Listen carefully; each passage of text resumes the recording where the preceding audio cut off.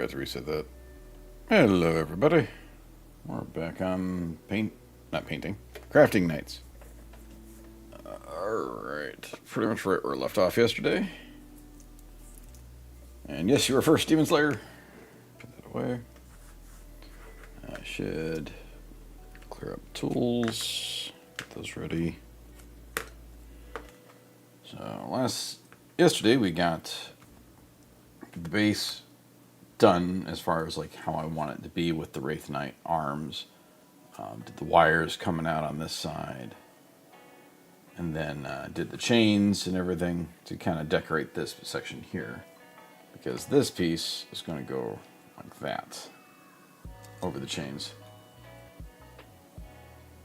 I did see the rules released. I haven't read through them because work, and I got home and we had dinner and now I'm here.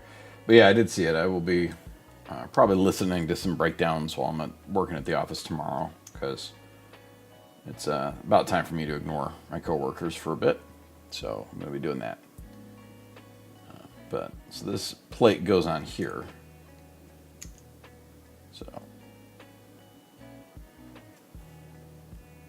I know the stuff I saw in the streams, it looks like it's going to be interesting. It's going to be a lot of melee is kind of what they're pushing on this round. But there is stuff that helps shooting, and like Titanic units can get some benefits as well. So YouTube looks like it's still active. That's good.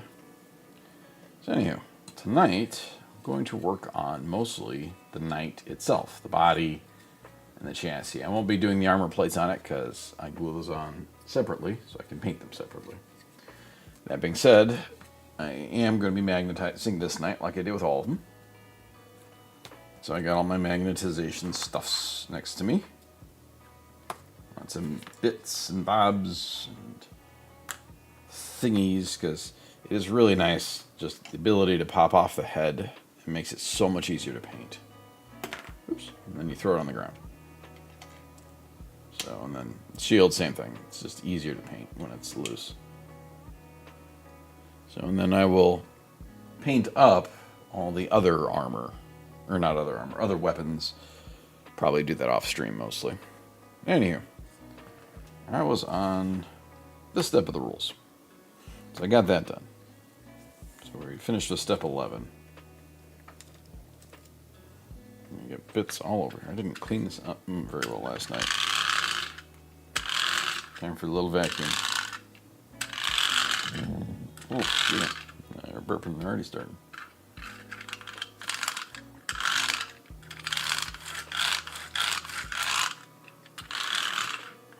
I did also see that there's, with the rules, they're doing a campaign that I'm really hoping the Orcs will win for a hive.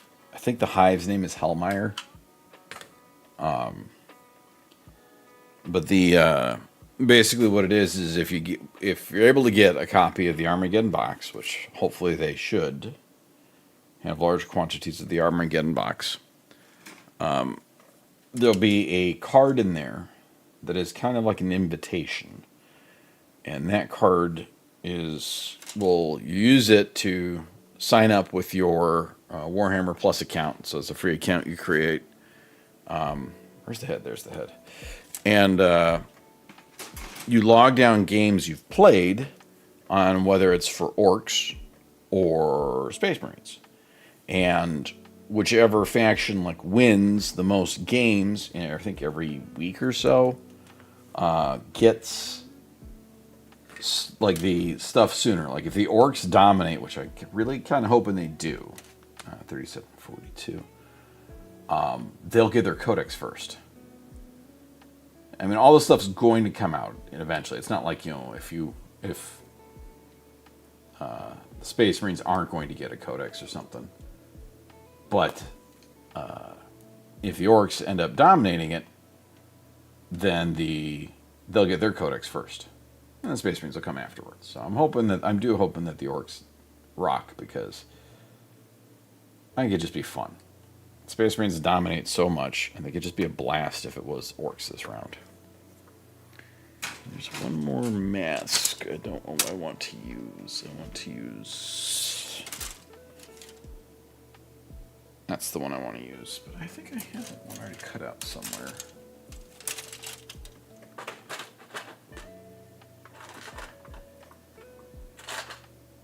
Do I have this one down here? In this bin of knife parts. Saving all my chains for the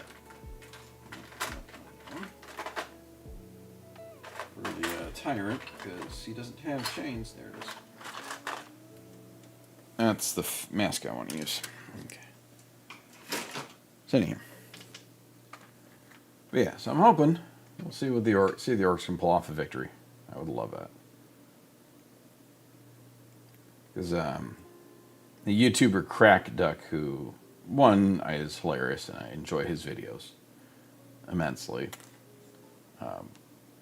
did a what he hopes will happen for 11th, and he talked about how he hopes that the orcs win and like Yarick gets stuck on Armageddon in like an endless battle with Gaz, because Gaz would love that, and it just sounds to be interesting. And through orky magic, they keep him alive. So we'll see. So anyway, this is the face mask I'm going to use for this night, because I just think this is slick looking. I can have a lot of fun with that blood dripping off of this. But, so for the magnetization portion, I gotta look at my instructions. I remember pretty well which magnets I need. I have extra in one of my previous ones I do right there.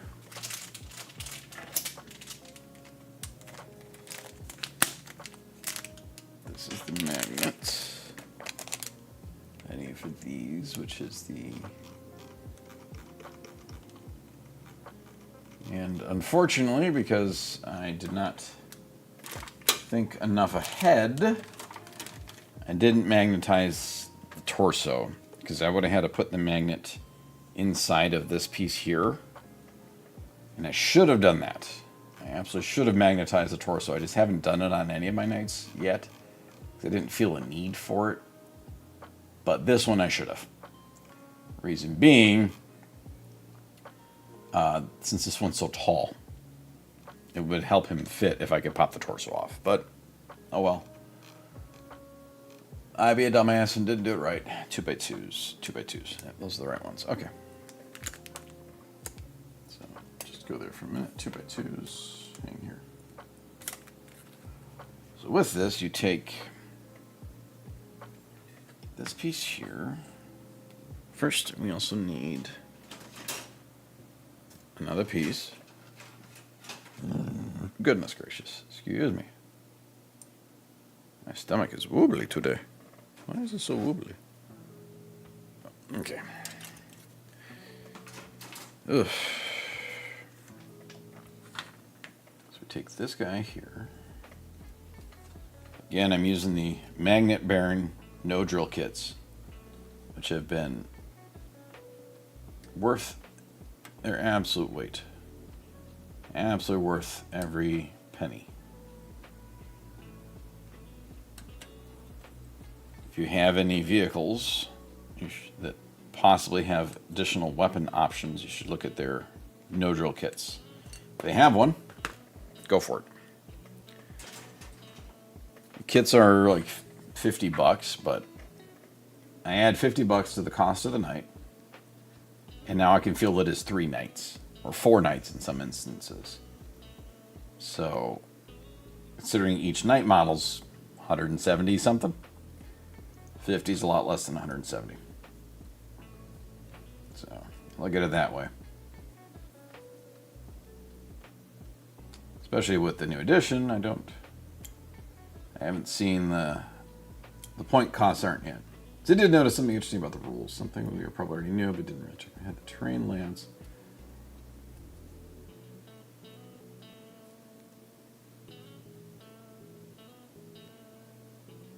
Yes.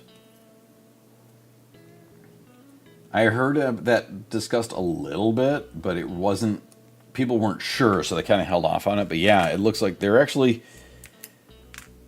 universally, from what I've seen and all the stuff about the rules, I've heard this from lots of people, they're trying to put the cinematic side back in. Because the moment it was, there's lots of like, oh, I'm going to stand 1 inch back from this so you can't charge me. I'm going to go stand in that circle. I'm going to go do this. I'm going to spread out my line of models in a 3-foot line across my back so that way you can't, it's kind of, some people were cheesing the rules a little to stuff, so they took a lot of that out and put the cinematic side back in, and I like it. On the fact that they could change, they could update the terrain. Maybe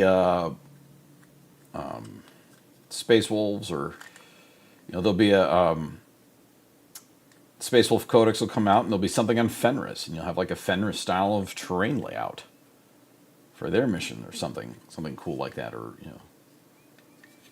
there's a lot they can do, and I'm genuinely looking forward to it. That's what's a little off. They're trying to make the game a bit more cinematic, take some of the cheese out of it.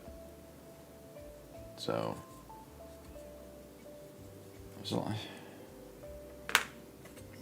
Staying positive, because it's not a complete redo like it has been in the past. I've heard it lovingly called 10.5. Not at all. I'm hoping the pre-painted terrain, I am hopeful for the cost of it. Because that's what everyone I know I've talked to said the same thing. If that terrain isn't too expensive, getting it. And I'm kind of in the same boat. I'm like, hey, if that terrain's not crazy expensive, okay. But yeah, it'd be like, oh, hey, here's a Space Wolf army box. Oh, that would be it. I'm just running with Space Wolves because of Scarecrows. So the Space Wolf army box.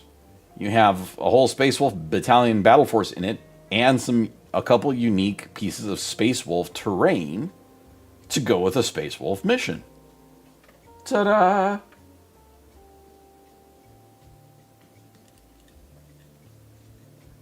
Exactly. And that's where the stuff I've been seeing on 11th that I am very kind of pleased with so far is what they're doing with the keywords. Like, okay, it's not pistols anymore. It has a specific keywords, like close combat weapon or close combat or something like that. So that way you could have other units. It's no longer this. It's no longer like infiltrate, teleport, blah, blah, blah, blah, blah. This is the function. This is the mechanic. Any unit that can have that has this mechanic now. And you can justify it for like, okay, Tyranids burrow under something. Grenades, explosives, exactly. Because Tyranids aren't going to have grenades, but they can throw exploding beetles at you. Same shit. It allows you to really run with the armies and get more creative. And I'm seeing it and I'm pleased. I like the stuff that I've been seeing with that.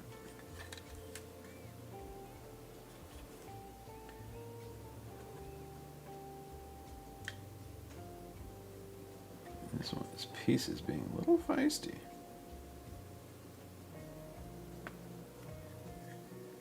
I do like the different detachments that I was seeing.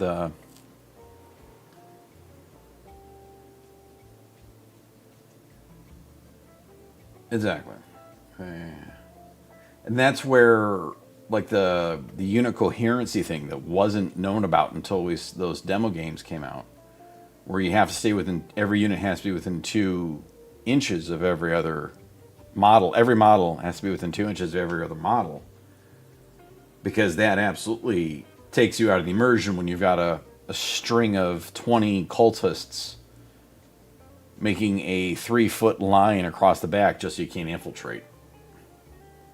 Whereas, okay, now they got to stick together in a squad. Okay, you know this terrain, you know, the 9-inch circles. Yeah. No, so far the stuff I've been seeing looks really good.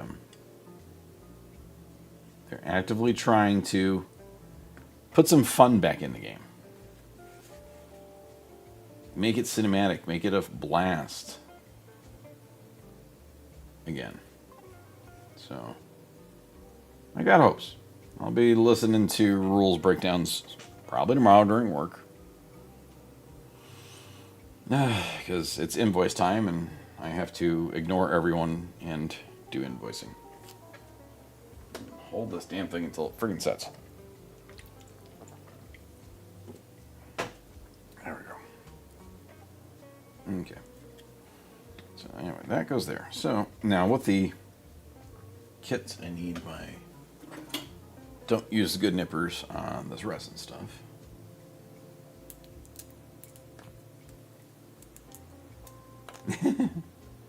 I have had that in the past. I carry a spare set of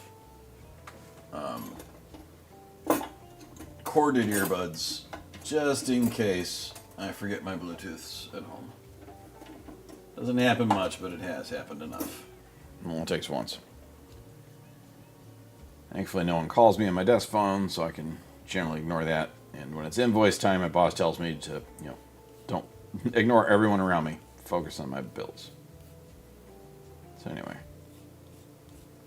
So with this kit, there's a lot of little pieces like this.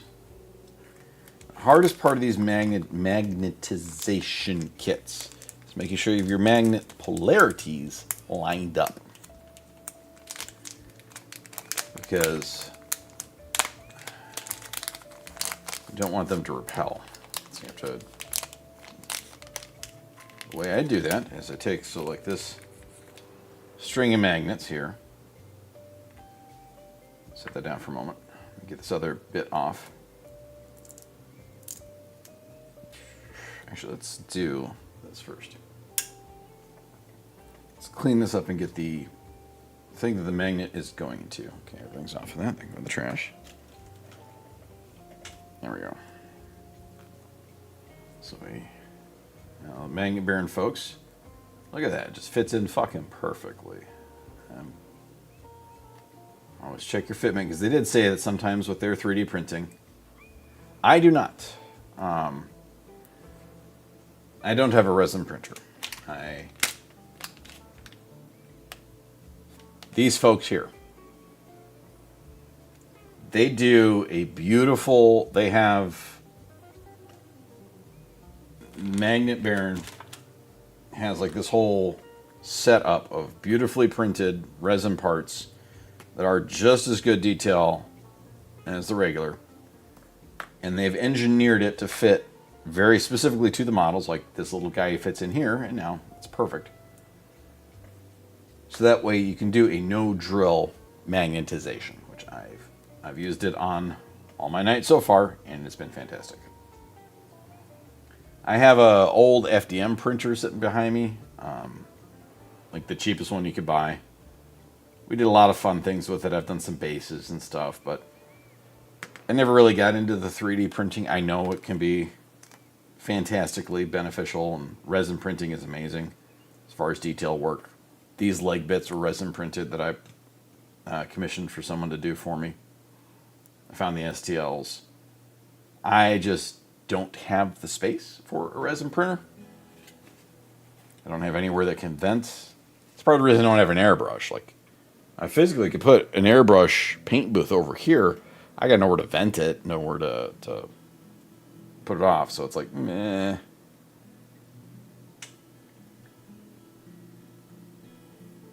So it's the reason I don't have a resin printer. I need the Scully face.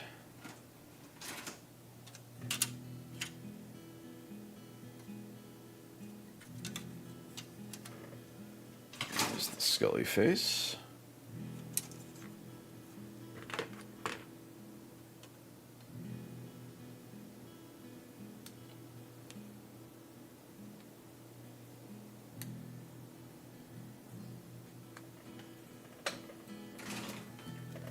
Now I'm going to trim this little chain off of this because yoink, I have it on this guy already. I don't want it to be the same. Ah, I dropped his head. Get on there. Click. There it goes.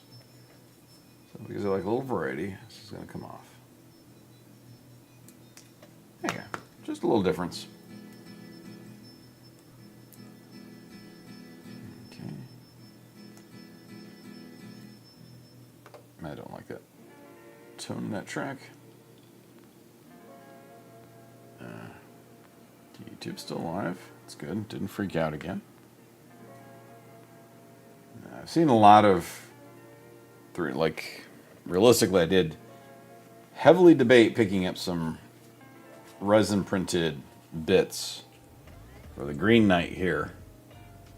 His kit only comes with one of these Gatling cannons, but I can have two of them, and that was my intent, is to have it as a dual Gatling cannon to spoiler. So I ended up having to find one off eBay, which wasn't a big deal, but I did see some cool looking Chaos ones that people had designed and printed. But I did not do that. I was like, debating. 40 goes on that side and 39. There we go. That's kind of where I'm at too. You know, it's like, I know there's a lot to it and it can be awesome, but there's a lot to it and it's like, I'm going to let someone else that knows 3D printers far better than I take care of that side of things.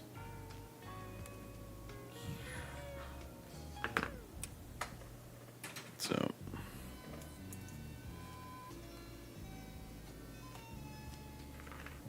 where the heck the knife went?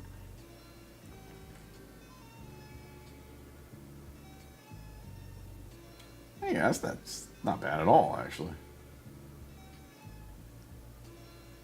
I look at my kid's school, her high school has a 3D printing lab. So, heck, even her junior high had that. Which is kind of nuts, but so if it comes down to it, I can ask her to talk to a friend.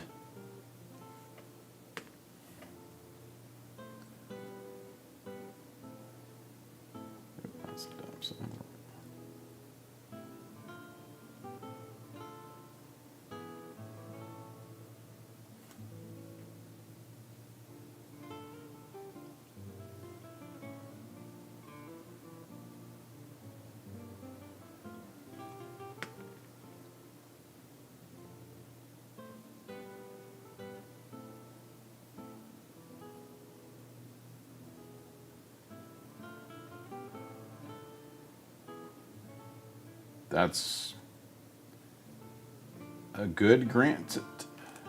I think that's a wonderful thing.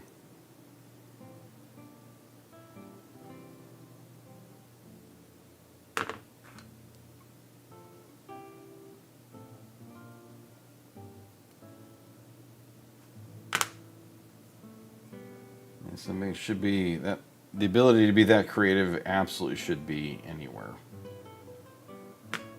Especially in libraries.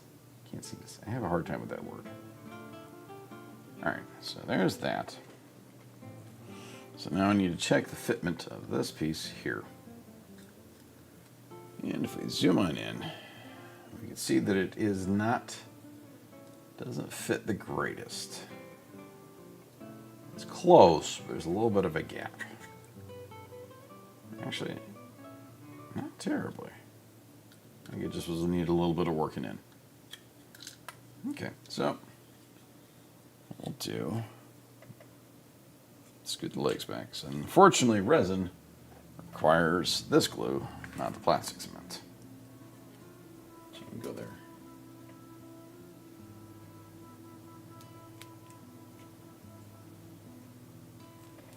It's the only, not the only, it's one of the downsides of the resin stuff is that you got to use super glue.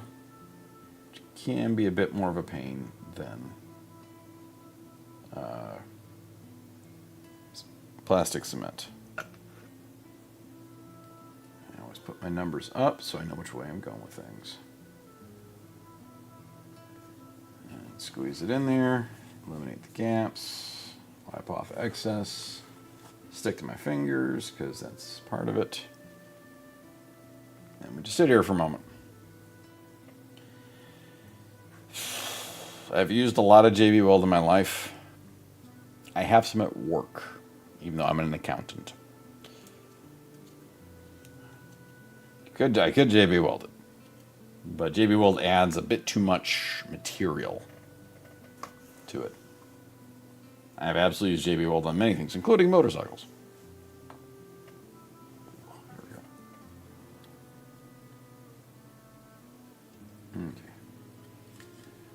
So now we get back to magnets.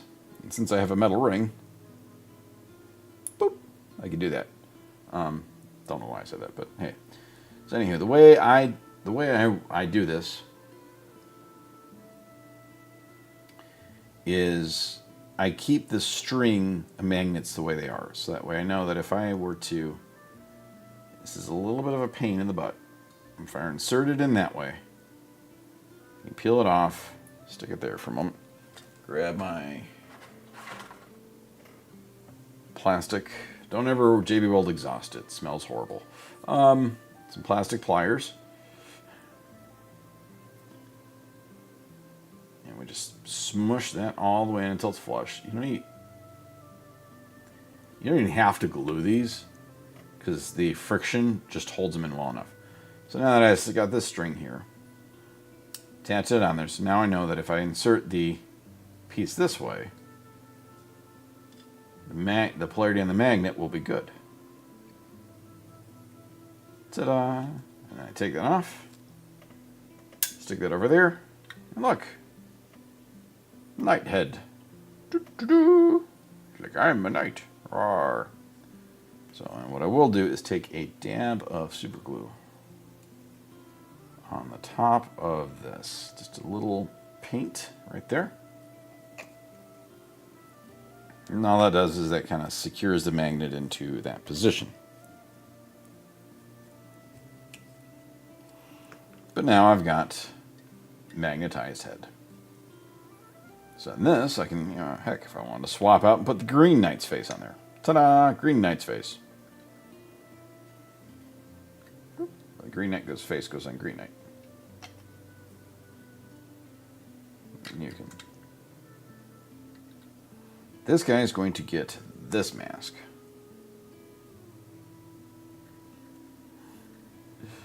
He's going to get that mask.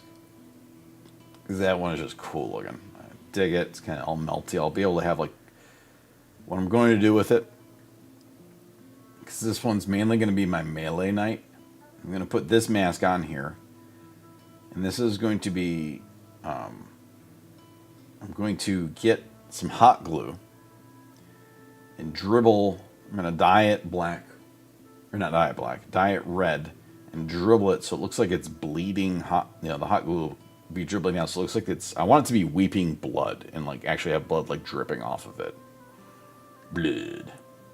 So I'm going to work with that. But this is so far one of the more custom ones. So as we continue in our journey of magnetization, for those that are watching and enjoying a slight tutorial. So the instructions here, I'm supposed to get these two pieces, 36 and 89, and glue them on, which I will not be doing, because those will go into my bin for painting, because I'll paint these separately. 36.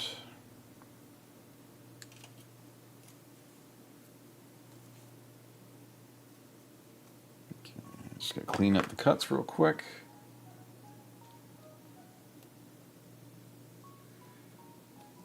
I've had sword horns. That could work. Sword horns, absolutely. I have swords.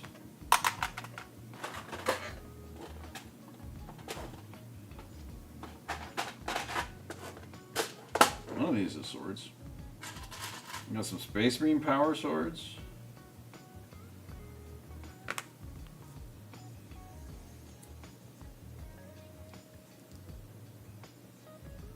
I'm digging your idea here. Well, let's work on that.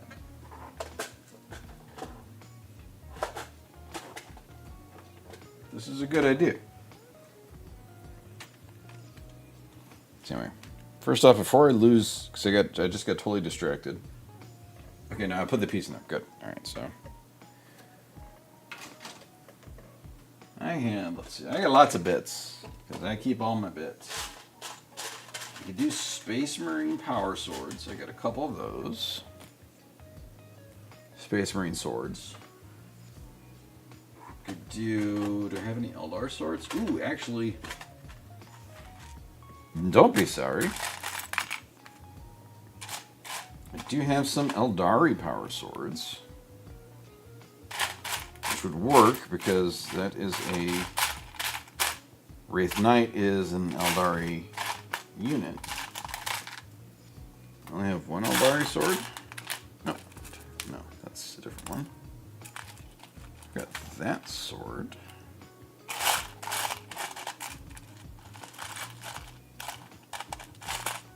Okay, I only have a couple Eldari swords. I also have leftover bits from my cast orbs, which have blades on them. I almost think if I do a couple of these spearheads, I could do these spearheads coming off.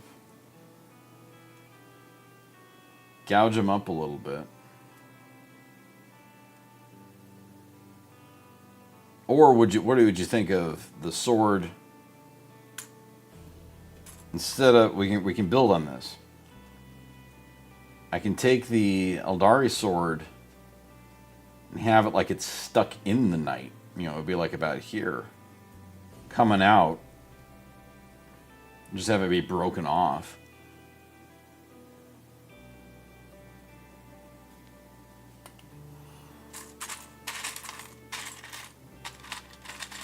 I've got all these spear tips as well. And kind of short spear tips. Take them and just run like that, kind of.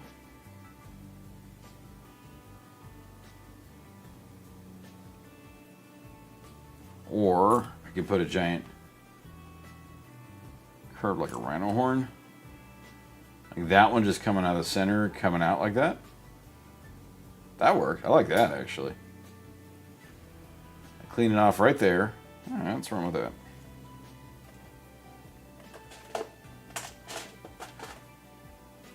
I have whole little part bins, basically, down here from leftover from other kits. Lots of them. So, okay. So we're going to clean this off. Right there. Keep the arm because I want to use the arms for the cockpit.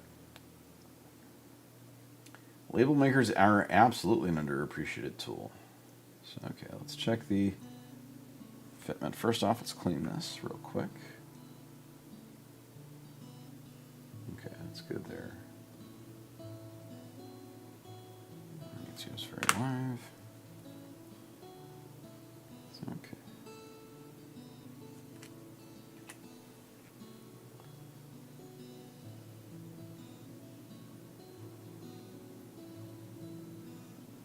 Dab on a bit of plastic cement. Wipe it off your hand. This stuff is easy on the fingers.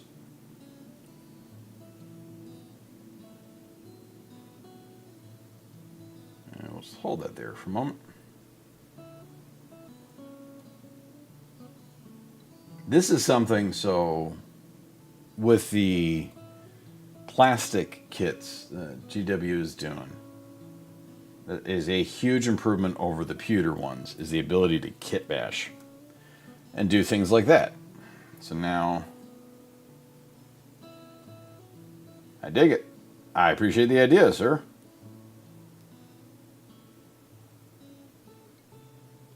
off-center enough just to drive people fucking insane. Which is perfect.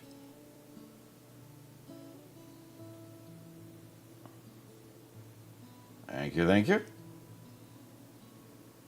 So there you go. Let's zoom on in on this. So, and once this is fully dry, it'll be on there. I appreciate the idea. That is going to sit somewhere safe. Right there, and that's going to firm up. Okay. So anyway, back to what I was doing before we decided to put sword horns. So I need to cut out some of these pieces. Set them in the bin. Each night it gets a bin of parts while I prepare them for painting. So as I was going, I would make sure I keep all the night parts separate. So I combine them.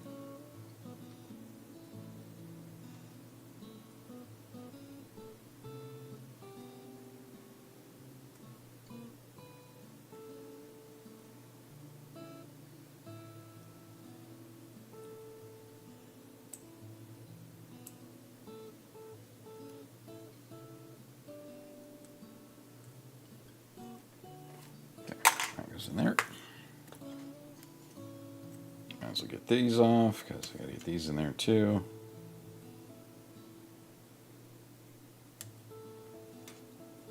Come with so many extra pieces.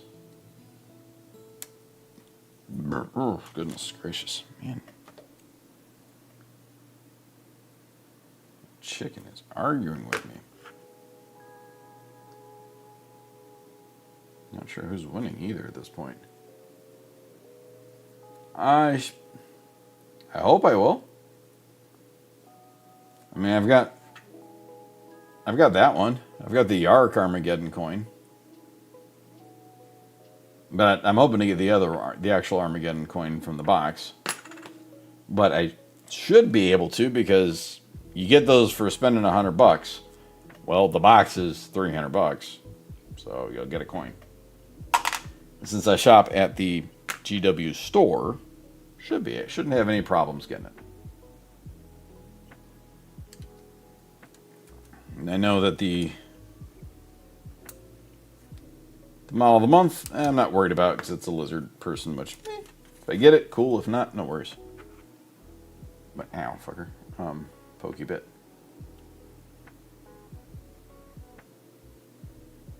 But the YouTube's still alive. Sorry, I keep looking over at the screen right here tells me if YouTube's still active, so I'm checking that to make sure that's still alive because it freaked out last night. It is potential kit bash fodder. So if I get it, fantastic. If I don't, I ain't stressing. If there's been times at the GW store where the model of the month, like I've gotten them, and I asked the manager, I'm like, hey, does anyone play this? And he goes, yeah, there's a few people. I'm like, hey, keep the model then. I ain't gonna worry about grabbing it. If someone else can actually make use of it, more power.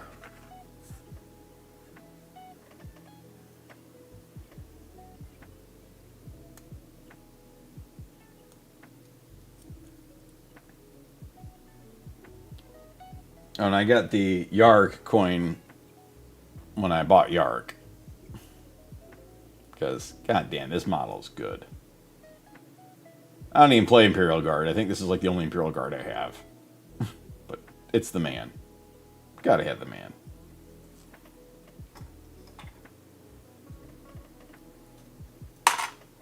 Okay. So we will move on to the next portion of this torso. Which, if I recall, yep, this is now theirs. We're going to be doing some magnetization. Because the heavy stubber and the shield also get magnetized. Again, just because it's easier to paint them.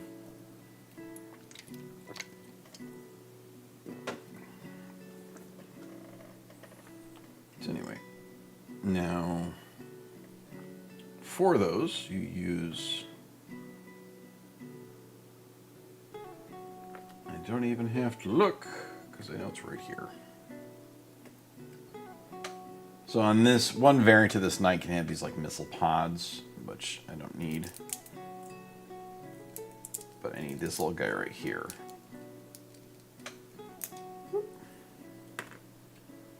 Just do a little bit of filing.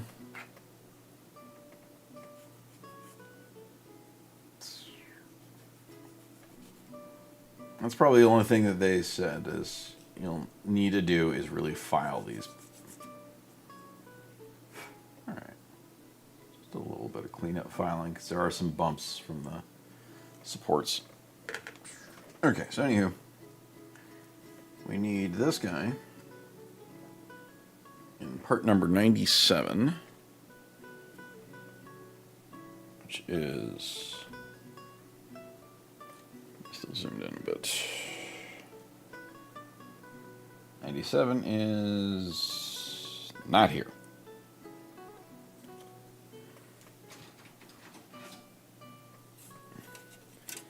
Exactly. I agree 100%.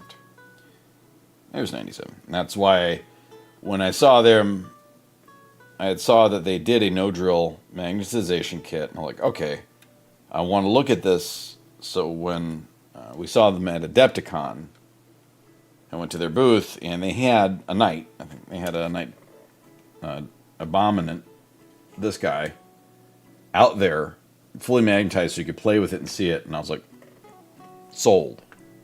And guys like, oh, just, all you need to do is you got to file this and file it. I'm like, dude, that's fucking phenomenal. I'm all for that. I got to file, I've got, power filing tools if needed. That was so much better than, now,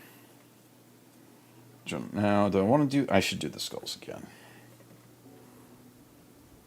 The skulls and the shield. I'm going to do something else with this shield too, just to add some variety. The crazy part was one of the employees at Magnet Baron at the booth is legally blind. And it was seriously impressive. He's at the booth, and he was helping us. And, like, he had to have his phone right here so he could see things. And he was, like, doing some stuff on there. Couldn't tell what exactly it was. But I'm like, hey, I need this, I need this. I need 2 kits for the Abominant. Or Ruinator, I think is technically the kit now. And he's like, okay. And he just reached down the table, grabbed him. Here you go. And I was like, fuck, that's impressive. And then he's like, oh, check to make sure I grabbed the right ones. I'm like, yeah, you did. No, you 100% did. So it was kind of neat to see that. Okay, this goes on here.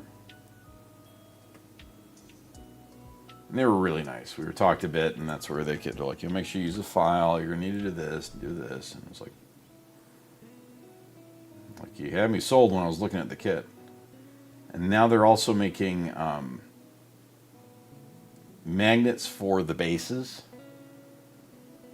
which they didn't have at Adepticon. But what it is it's a peel and stick magnet that just fits the size of the base. You peel it off, slap it on, done. I have a ton of these little magnets, like a whole giant stack of them right here. So I didn't buy that because I already bought those, but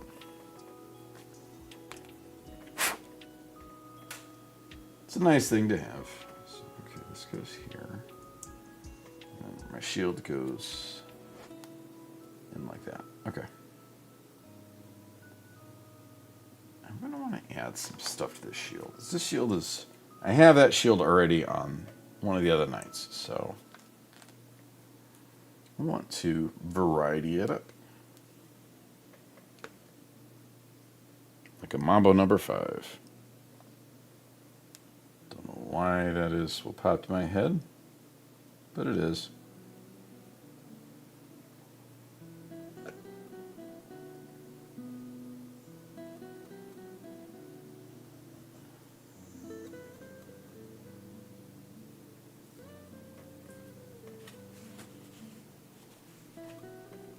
Okay, so that is there. So let's see what we got in the good old bitty bin. We've got lots of chains.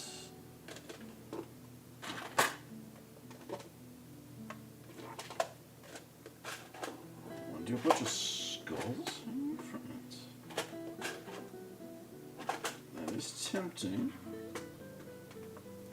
That is tempting. Got this big alien skull thing. That'd be kind of worthwhile. I'll dig that. That's a possibility. That, I don't even know where I got this. That is some sort of orc skull thing. That is absolutely what's going to go on there.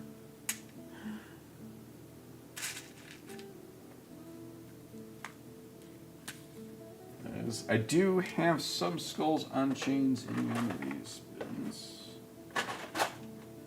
Carry on this one. Need to save some of them though. I thought I had. No, I guess I don't. I thought I had more skulls on chains. Check something in the Space Marine bits box. I'm taking that orc skull. This Space Marine bits would work.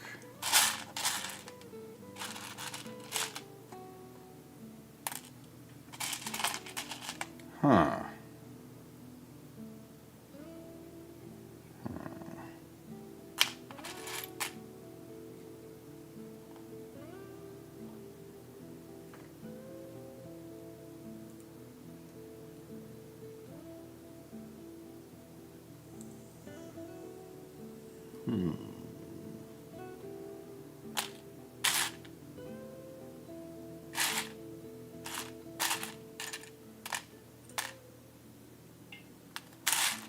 If I could find another one of these.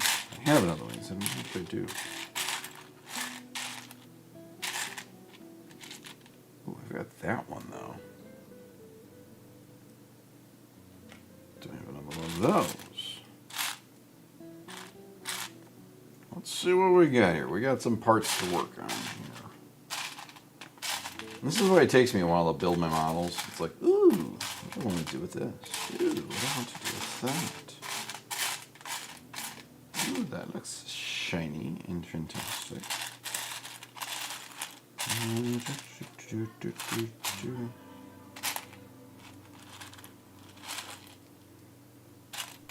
Even Lawrence.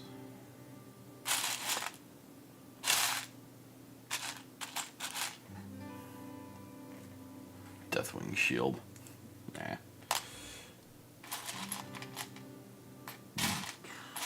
It's got too much going on. So, okay, so what we're gonna do. So we're gonna take.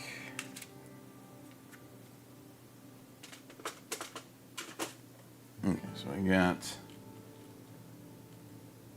just need to trim off the Space Marine fingers. So what I'm doing, I got this sword here. I just need to trim off some Space Marine fingers. I got the sheathed version of that sword as well. I just trim off this little piece right here. I'm going to cross them underneath that orc skull. I need to trim it off if I do it that way. There isn't plastic injection moldings. There really isn't failed sprues anymore because if it fails completely. So that doesn't really happen. They used to sell the bits. You used to be able to order bits from White Dwarf in catalogs. So if I do that, and I put that in, that's what I'm going to do. Okay, so they used to have the bits for sale. They haven't done that in a long time, just because it's the way the plastic injection molding is.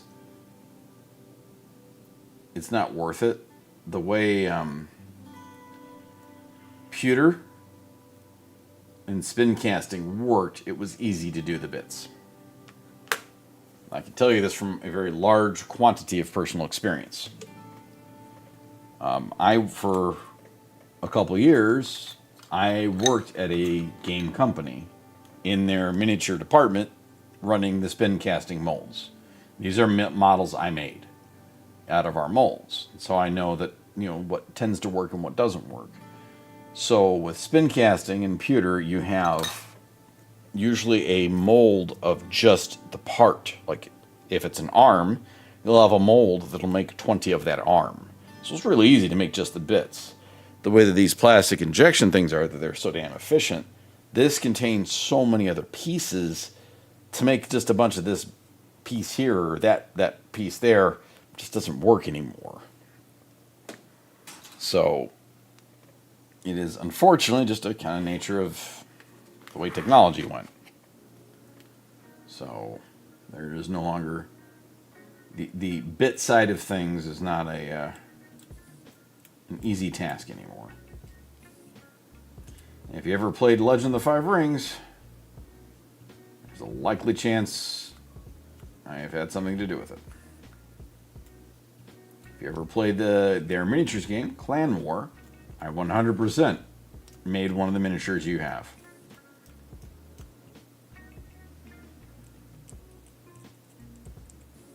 So my first jobs were right out of high school.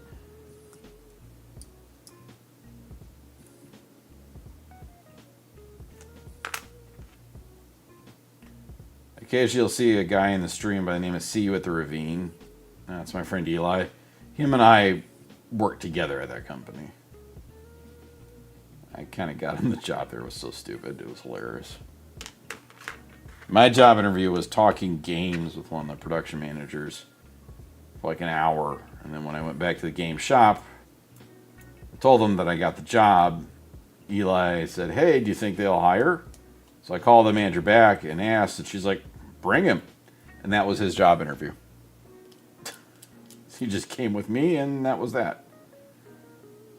All right. So what I'm going to need to do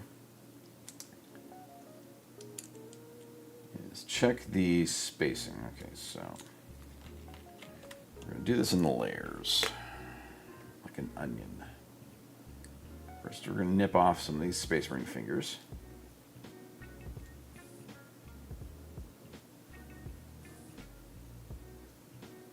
Because, yep, I don't want to cut that whole thing off, so just going to go in like that.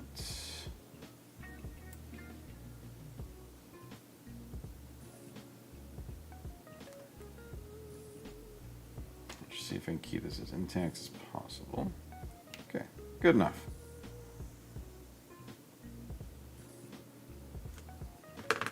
Take the file, work out the rest of that in there.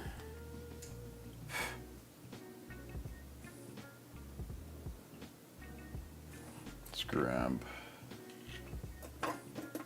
this file. This one's got a bit more of an edge. There was a difficult prospect. I mean, thankfully, since it was the company, I didn't really spend my money there.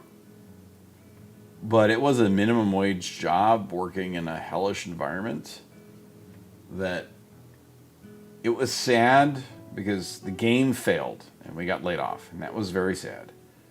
But it was probably a good thing that happened because I'd probably still be working there. Okay. So it's like, moments where you got to go, okay, hey, it was a good experience, met some great people, had some great fun, worked some cons, got my name in a few books, learned more about miniature production than I ever cared to know, and hey, I'm good now.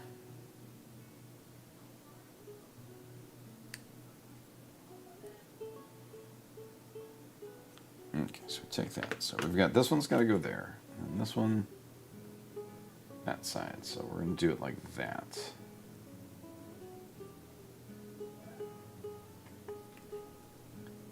So I'm going to take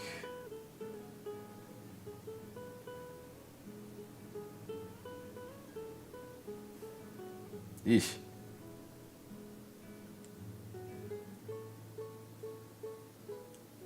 Alright.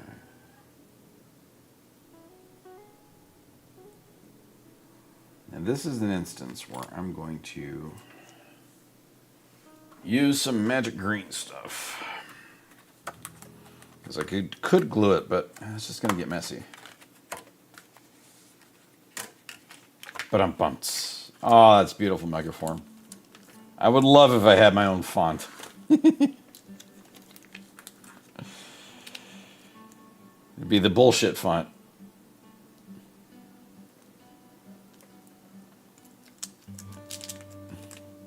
Just like in History of the World Part 1, the stand-up philosopher. The bullshit artist. Did you bullshit today? Did you bullshit yes? Did you try to bullshit today? I love that fucking bit. BR. I know. I don't know, and I don't know where I could acquire an artist. That movie was fucking brilliant. Love History of the World. That was B. Arthur, if I remember correctly, doing the bullet in the unemployment office. Did you bullshit today?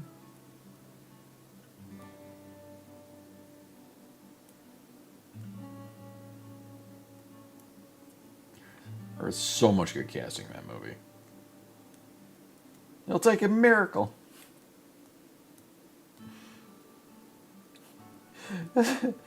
Wait, pull over. It's Roman red. We are now armed with mighty joint. I am a bit of a Mel Brooks fan. Hence the, super ridiculous Blu-ray edition or Blu-ray box that I have of that, all his movies.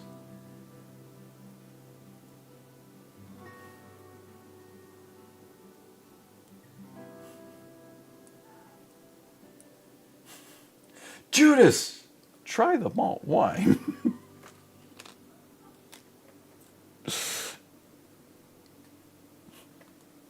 Jews in space.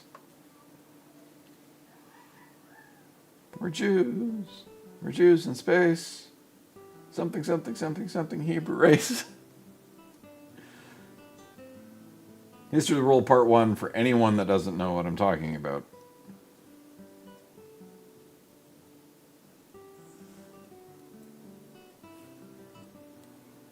Where the whole, it's good to be the king, came from. Do I have water? I have unclean water. I have clean water over there. So when using green stuff, if we're going to sculpt in the green stuff, take your tool, make sure it's wet. Because that'll prevent it from sticking. That works in many aspects of life.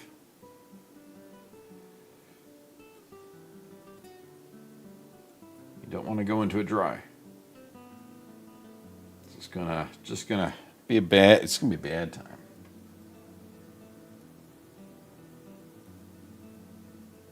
Yes, we're going down the innuendo. Exactly. You can clip that if you want.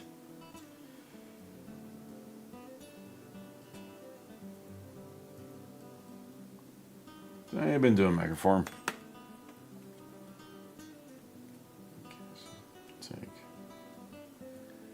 I need to trim that down there.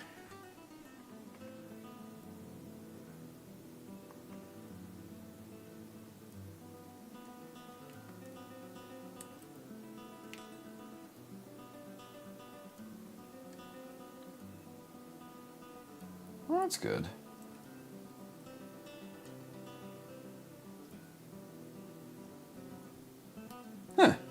thought about that. Innuendo does sound like an innuendo.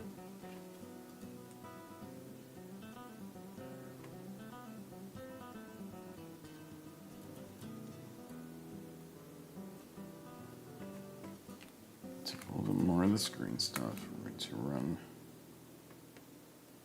a little bit right there. Kind of run up like that. There we go. Okay.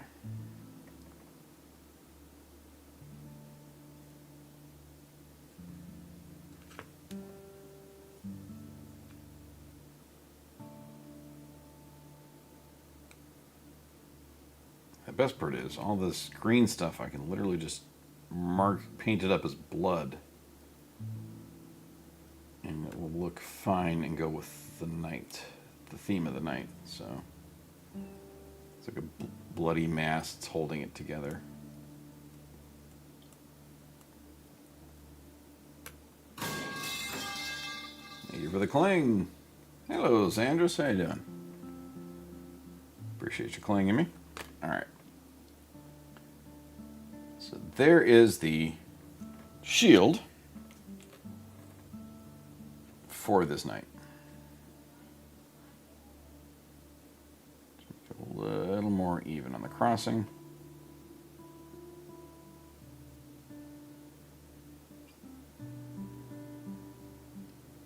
He had a fever dream of a day.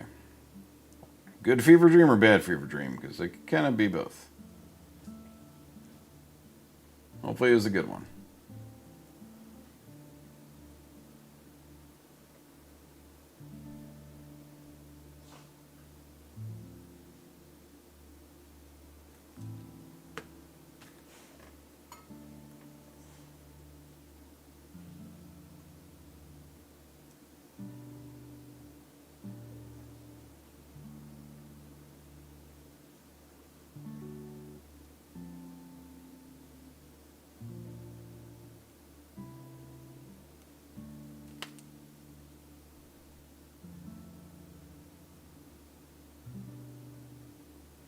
Oh, you went down that rabbit hole.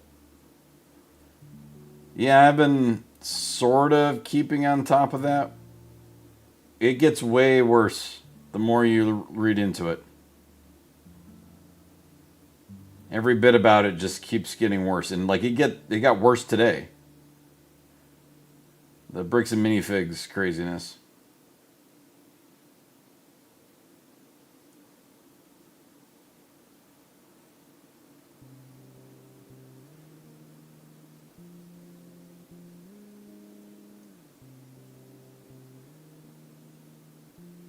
There's a lot of YouTube like essays. I mean, that is like current events. That all just happened. Yeah, that's. I've listened to some of that during work. It's like, this is insane.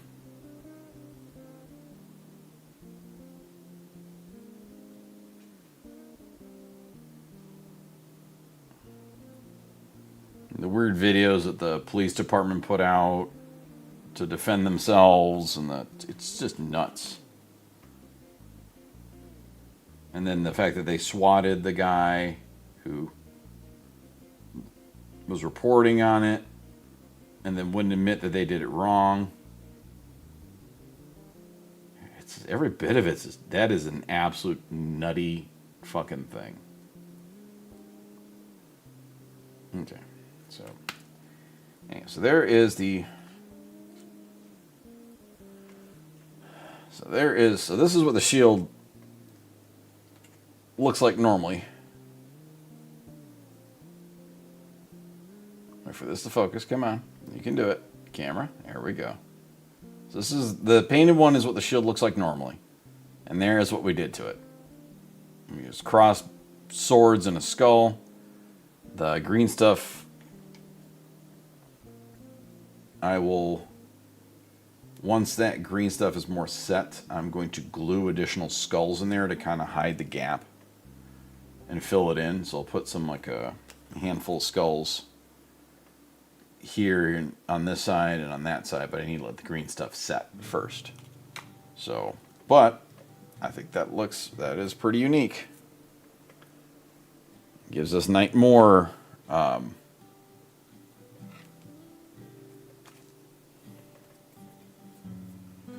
Oh yeah, they have gone scorched earth in weirdness of defense, and it's got a lot to do with the Mormon Church, which is also shady as fuck. So, yeah, that one is a whirlwind of what the fuck. It's the best way I can put it. So, anywho, I need to look at my magnetization instructions real quick.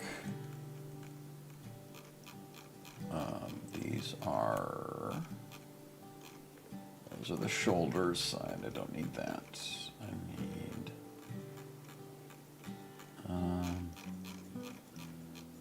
Pretty sure it's these guys here.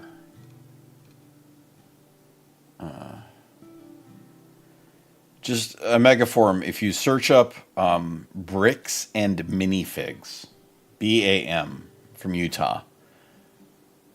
It is a insane story, and Sandras probably found the abridged version at 4 hours, and this has all been within like the past month, if less than that. In fucking insane is what it is. Police corruption, church involvement, all over some fucking Legos. I mean, 200 grand of Legos, but still, it's fucking Legos. Alright, so A14 is the piece. Okay, so yeah, I am correct. It is this piece here. I have heard good about Spider Noir. I have not watched it because I unfortunately don't really watch much of stuff, but I've heard plenty good about it. Okay, A14, that fits in there pretty well. No real gaps, so that's good. So I'm always doing these lettering up.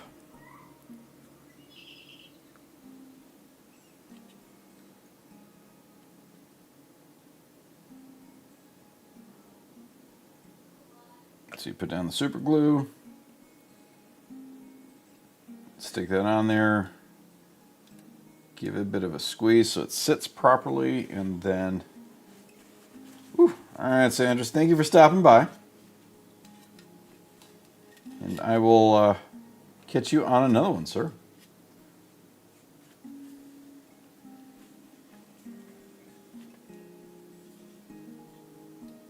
All right, so we let that set up, and then we'll use the other piece on the other side. And this one needs a bit of filing.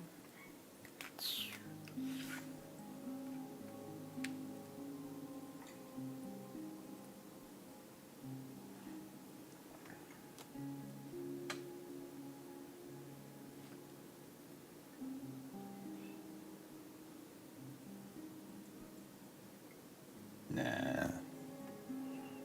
What about that? Nah, that doesn't work for me. That would work if it's Nurgle. There's skulls in there. Okay. Well, hopefully it ends well. Honestly, I know a few people that have watched it and they were enjoying it. Something on my face. So I gotta do that friggin'. Damn it. See, I keep forgetting until I see you on the stream, and I'm like, you sent me all those brilliant links, and then I totally did not look at them much because too much going on. Distracted by craziness. Yeah, I want to, though. I saw the support you got, and I'm like, that looks fucking awesome. They look like fun people. 60 movies editions. That's a lot.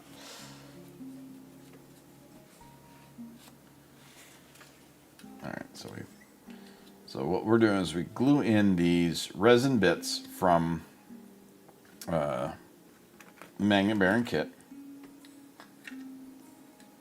File off a little bit of that. Clean that up.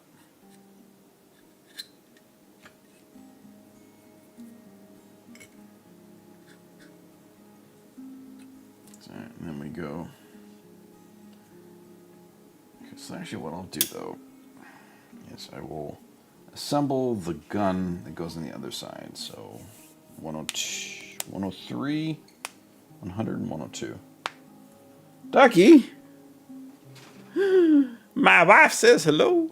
Hello, wifey.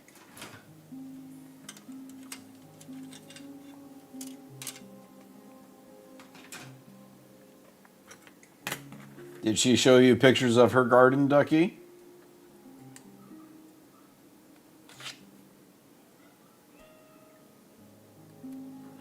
The wife is at a comic book store for the Industry Mondays.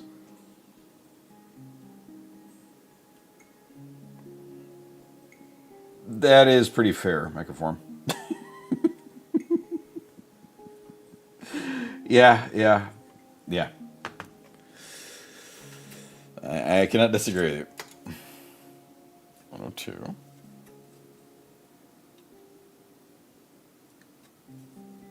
Back to art.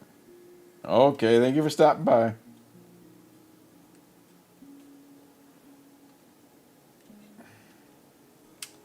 Every Monday, almost every Monday, the local comic book shop called Aw Yeah Comics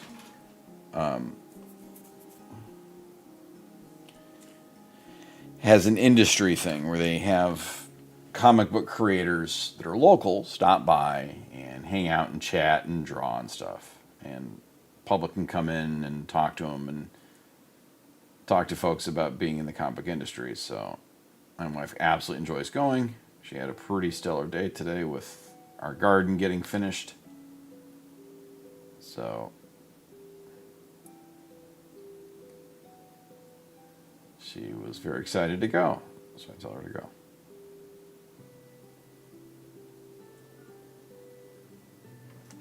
Okay, and then because I obsess about this,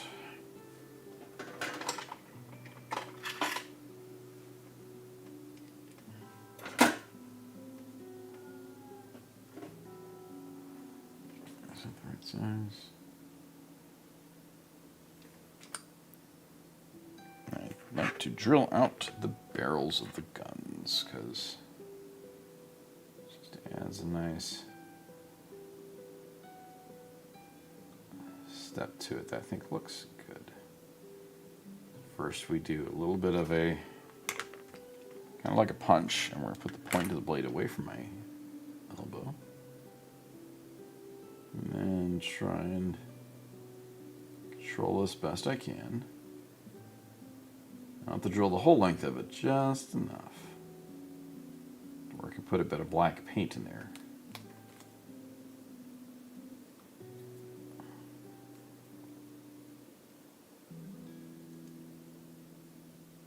Just enough.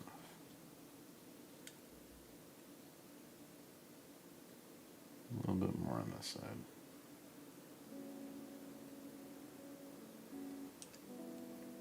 That'll be good. Okay.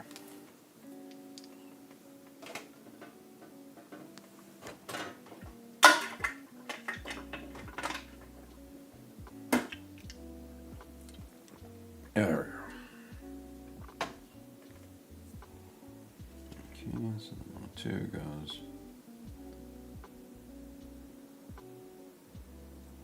And we use one of these. I think I got one of these already loose to do. It's already cleaned up too. So this gets mounted there. And that goes like that. That goes like that.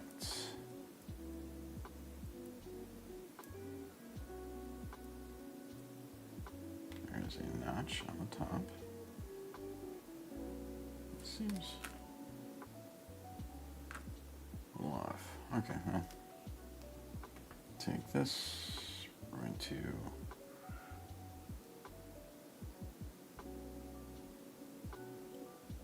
like that.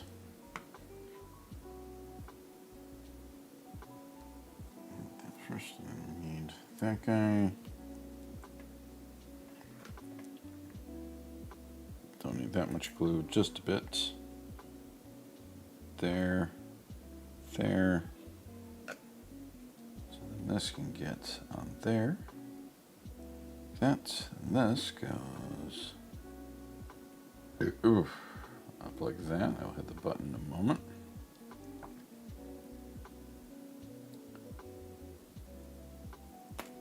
Maybe throw it on the ground. Dance all around.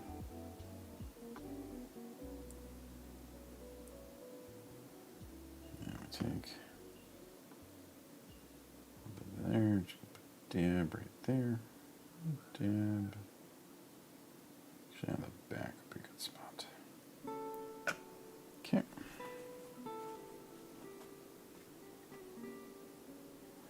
Okay, that's the Heavy Stubber.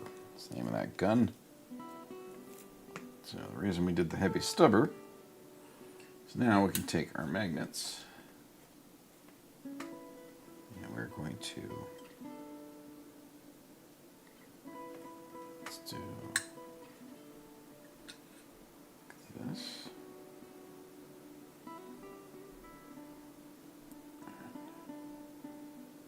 I always keep them together so that I keep the polarity lined up. Just gotta get started. I can go there. Grab my plastic. Did I put them back? I did put them back. Plastic pliers so that I can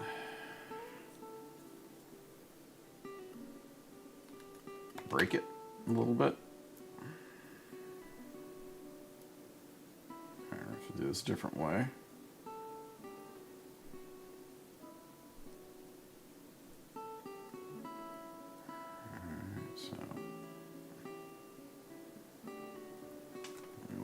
This here.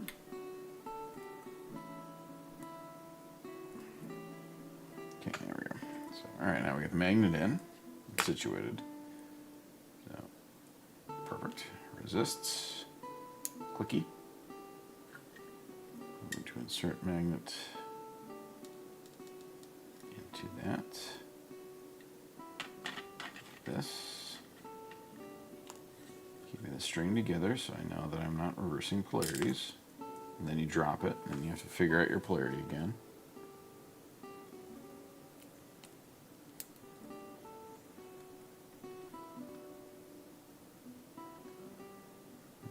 First you insert magnet in, and we test. Magnet works. Hold stubber in place. A little more down.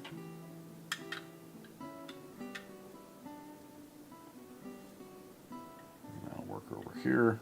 Okay.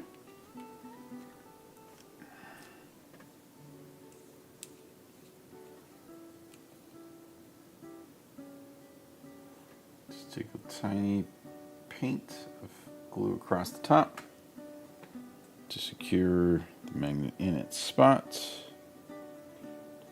Paint glue right there to secure that in its spot. Wipe the glue off my hand. So then now we take and this goes like that and right in there. Inserts all the way up. A little too much.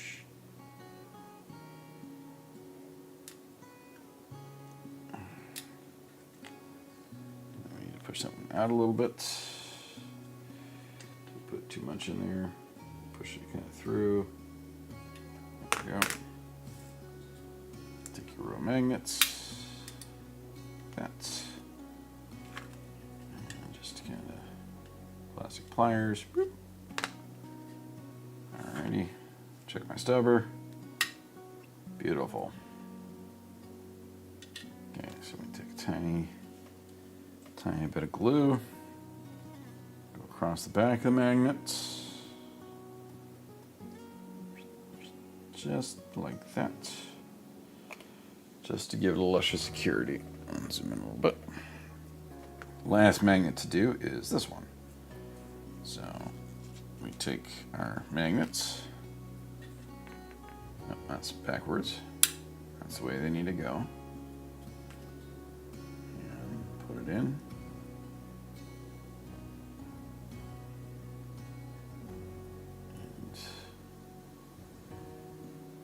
And insert like so.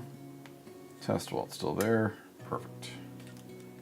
Take these guys. These now are done. They go back in the bag.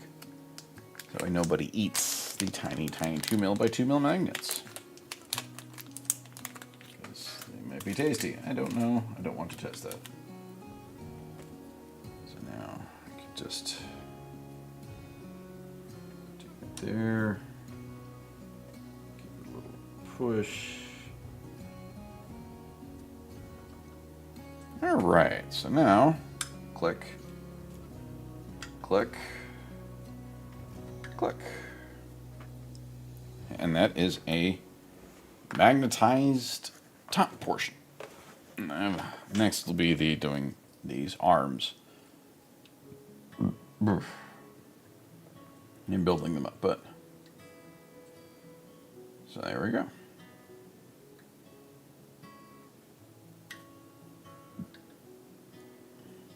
That one seems just a little looser than most, but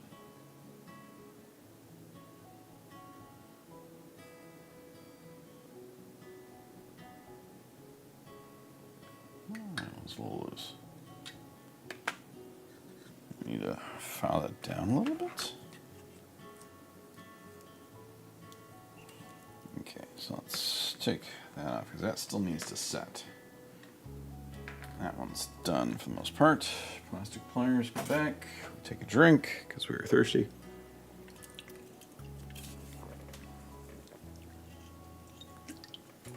Finish that.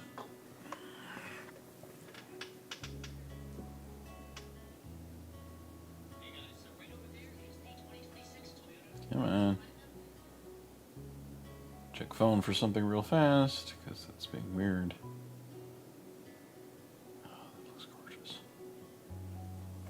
Okay, so anywho. Now back to this. We're going to file this a little bit. So we'll rough this up. We'll see if that makes it any better.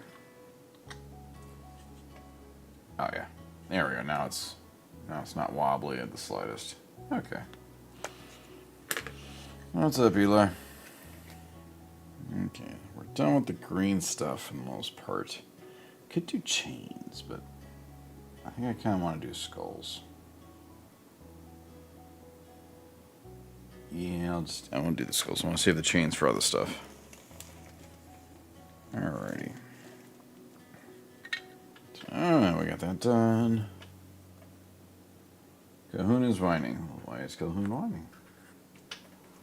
Okay, so next up we're going to clip out. Ow. If I can get stabbed by bits. Ow. Fucking. These are the bits that stabbed the shit out of me last time. Alright, so we'll.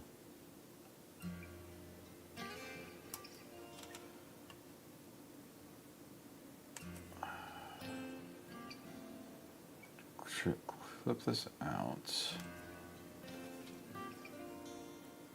I think I'm going to do this one with all the...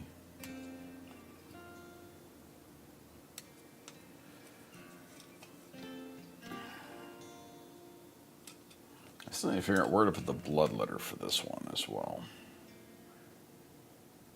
So we want that. We want this front plate piece.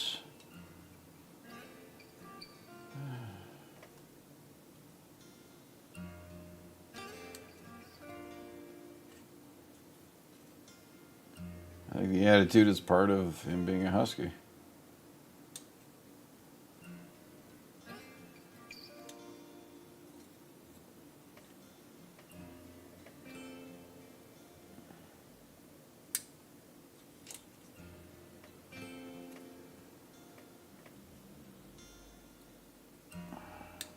Exactly. Alright, so I did skull there, skull there. Horse eye.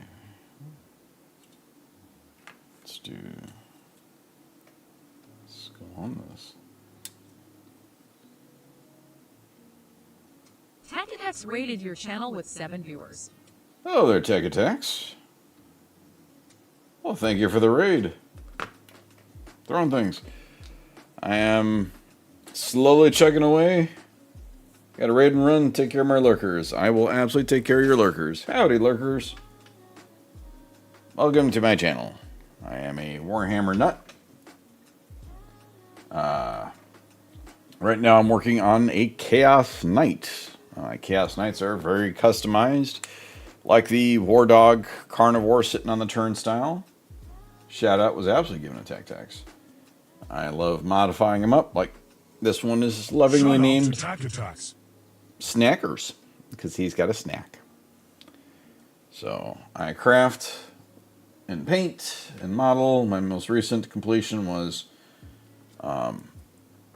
Knight Despoiler. Twin Gatling gun despoiler. Yes, despoiler. Fully magnetized because I love the ability to do stuff with them.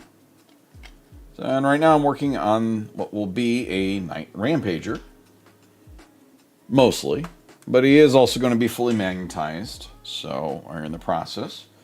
It is relatively custom as I've already added leg joints. Here's the base where he's going to be stomping on a Wraith Knight's sword. So he'll be standing on the base like that, squishing up the Wraith Knight's blade. All my bases are these custom craziness. So lots of kit bashing and modifying and craziness. We just finished this shield mount to give a bit of a variety for the shoulder shield. With leftover blades and a skull from something. I honestly don't know where that skull came from. But I got one. Just gonna let the green stuff dry. So now I'm working on putting the little Chaos logo on the Extreme Danger Spiky fucking thingy. Which is this little trim piece that is full of spikes and pain in the ass. I stream every... Oh, believe me, there's lots of skulls. This one is going to be lots of skulls and blood. As they all are. I mean, that shoulder pad should explain how skulls and bloody I go. For those of you who are interested, if you enjoy a slice of life comic about an orc and squig, check out orcandsquig.com, written and drawn by my wife, art by Minerva Fox, who also streams.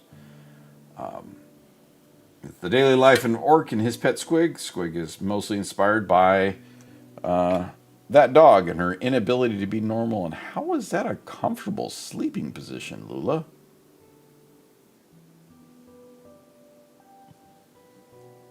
I don't know what she's doing.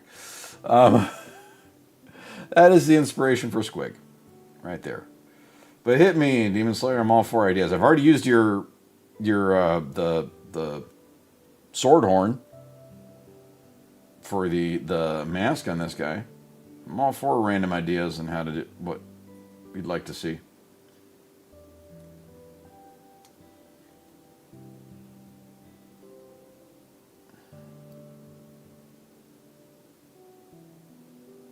Alright. Now the next night is going to be even more custom. And that one is going to be chains. Lots of chains, since I have a whole thing of chains.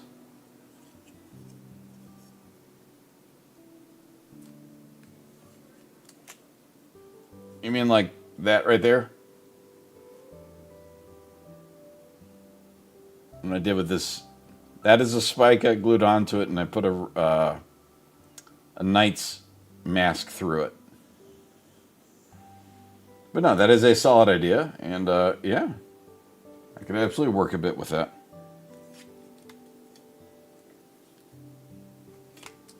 I dig it. I dig it.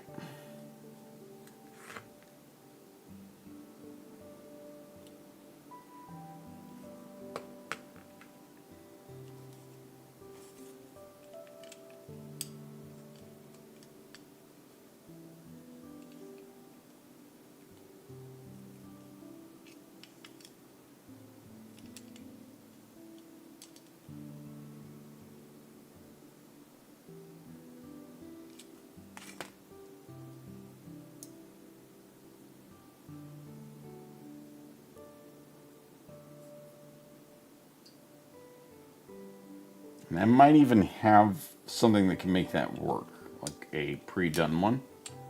I'll take a look at what I've got. This should fit better than that. It is not fitting the cleanest.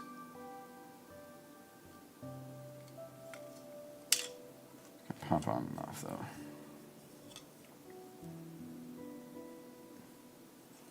But no, that is a solid idea, Demon Slayer.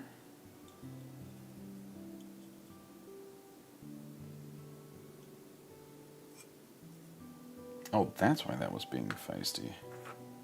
Didn't even notice that giant bit of flashing.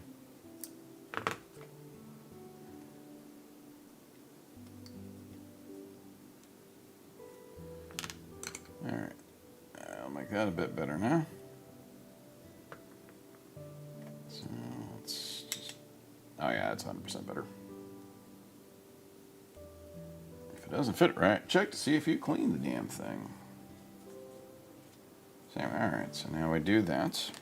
Now the carapace, I don't glue onto the body yet, because I'm going to paint it separate. So if I were to glue that on there, it'd just be a pain to paint. There's just too much getting up under there. So this stays off until we're done. But I also need to put the pilot's cockpit on there. And then I want to figure out where I'll plan out the bloodletter. I can also do I also need to do the exhaust there on this step. So we will get that out. I need the crotch plate. Crotch plate's got to get crotch plated. I almost forgot to trim out the crotch plate. Always trim your crotch plates, folks. You don't want to lose crotch plates.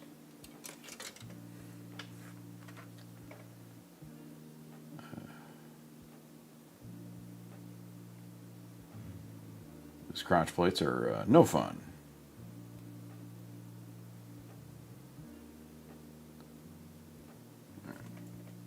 Into the bin of parts to get painted. All right, anywho. Back on to where there's a door. It's not the door. Oh, don't tell me that's the only door. You don't have the chained up door? You don't? No, there it is. Okay. Phew. About to say, where's the chained up door? This is the door I'm trying to find, is this one here with the chains, because they've all had chains on them. Oh, Lulicam is done. So we'll keep up with that theme, where all of them are chained into their pilot compartments. Okay, so you go back in there. And let's grab the exhaust stacks there next. Drop things in there. Okay. So, just get out of the way. So now we'll trim this down.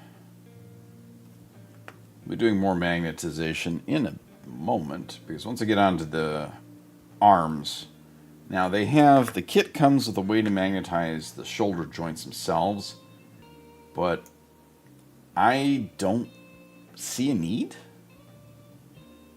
I think I just include it because it's cool. Like, you could do it and you can have an extra point of articulation on the magnets, but I got no desire for that. So I did it on my Abominant here. And the other hang up is those magnets are flipping strong, so it is legitimately hard to get the shoulders off.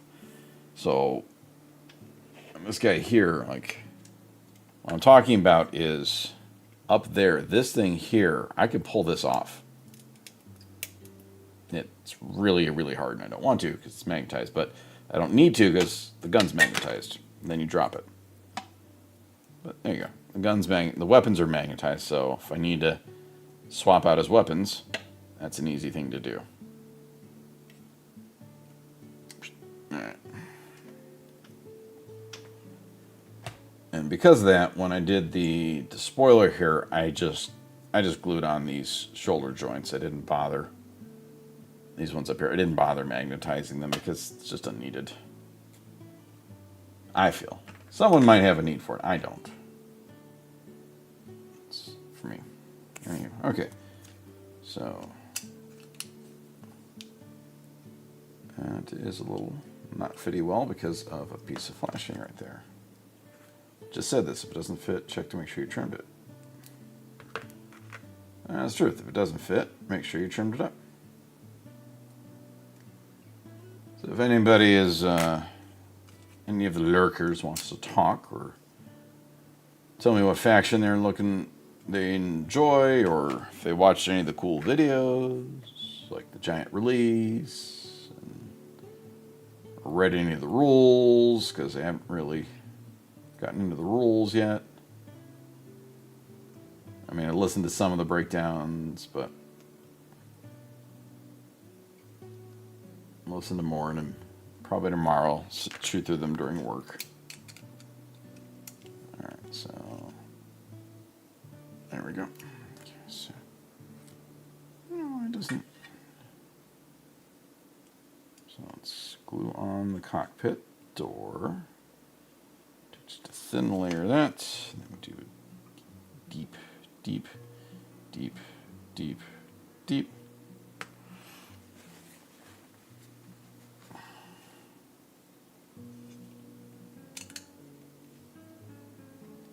Okay, so sticking with my cockpits full of chains, because I like that.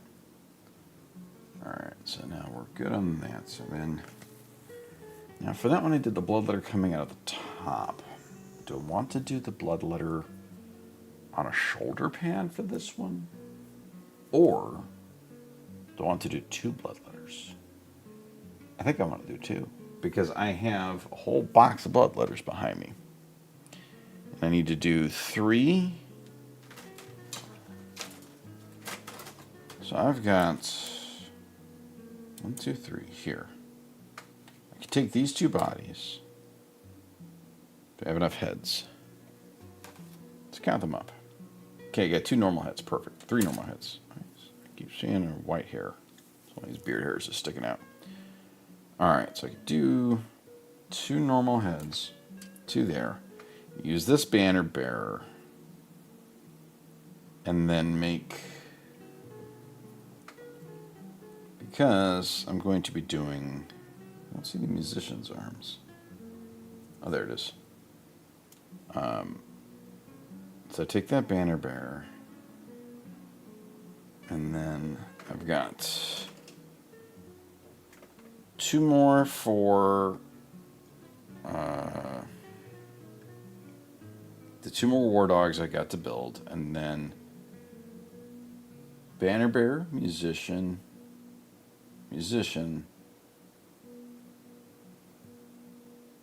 So I've got enough to. I'm going to do. This guy's going to have a bloodletter on each shoulder. So we're going to get to that in a minute.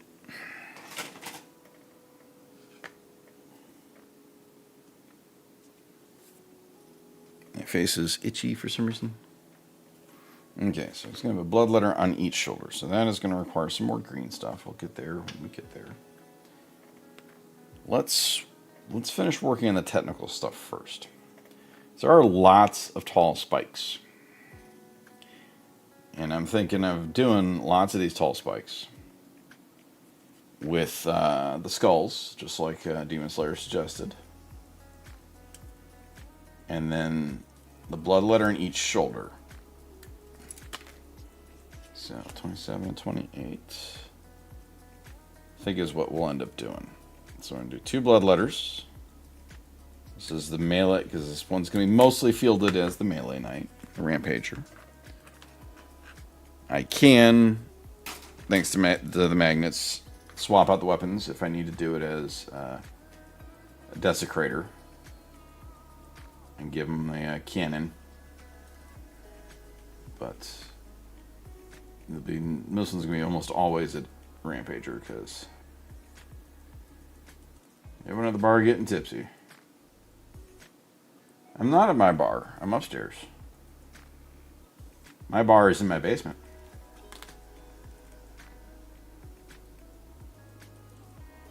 Howdy, Scarecrows. How you doing this evening? So, you'd asked a question about what one of your units would handle like the heavy stuffs. That all absolutely is changing because they released the rules today for 11th edition. So now they haven't released the data sheets for everybody yet. And they, very nice, told minis. That is, you're moving along as a machine. But they did release the rules for 11th, which will change the way the game is played. So we're going to see how it's going to change things once the rules see them in hand. And once the points get updated, and there might be some data sheet FAQs and erratas for, not FAQs, but data sheets, updates and stuff for existing units. So we're going to have to see how that pans out. Because everything is a bit changing a bit. Like cover's different. Cover's now, instead of reducing AP, cover reduces ballistic skill. So that is a very fundamental change. You didn't pick a bad time, you picked a perfect time. The reason I say you picked a perfect time is, realistically, you're going to be on the same page as everybody else. Because the new rules just dropped, new edition, things are going to play differently. So all the people that are like, oh, I use this and this and this and this, well, that might not work anymore. You were in the perfect time. Those data sheets might still be good. There might not be any changes to them. We don't know yet. Realistically, what they're going to do is update the points in the app. So I feel you picked a perfect time to start 40K. No one is going to have an advantage on you because, hey, everyone's starting fresh with the new edition.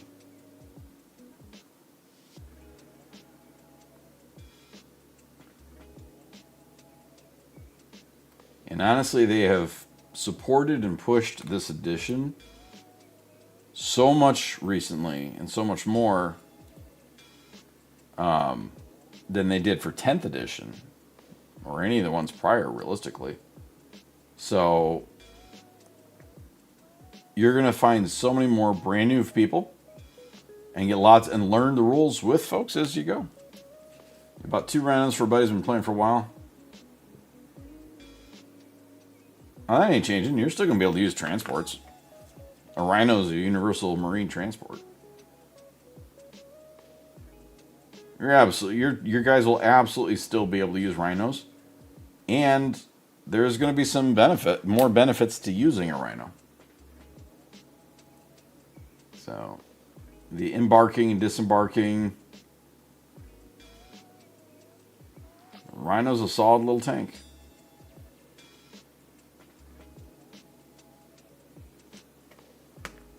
So, you have nothing to fear in a purchase of Rhinos.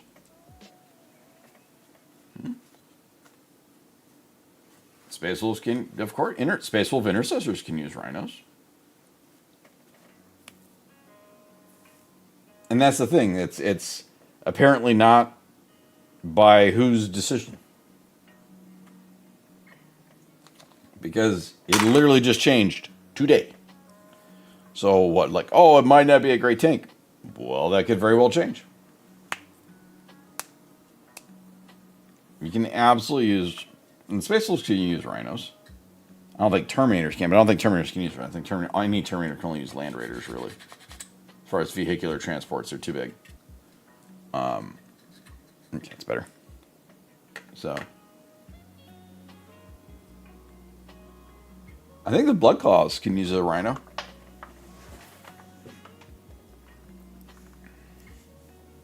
And the Blood Claws are basically just scouts. So.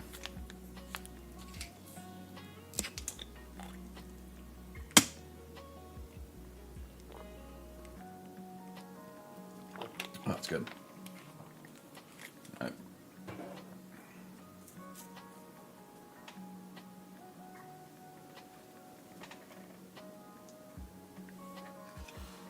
And if you don't have any troops now, well,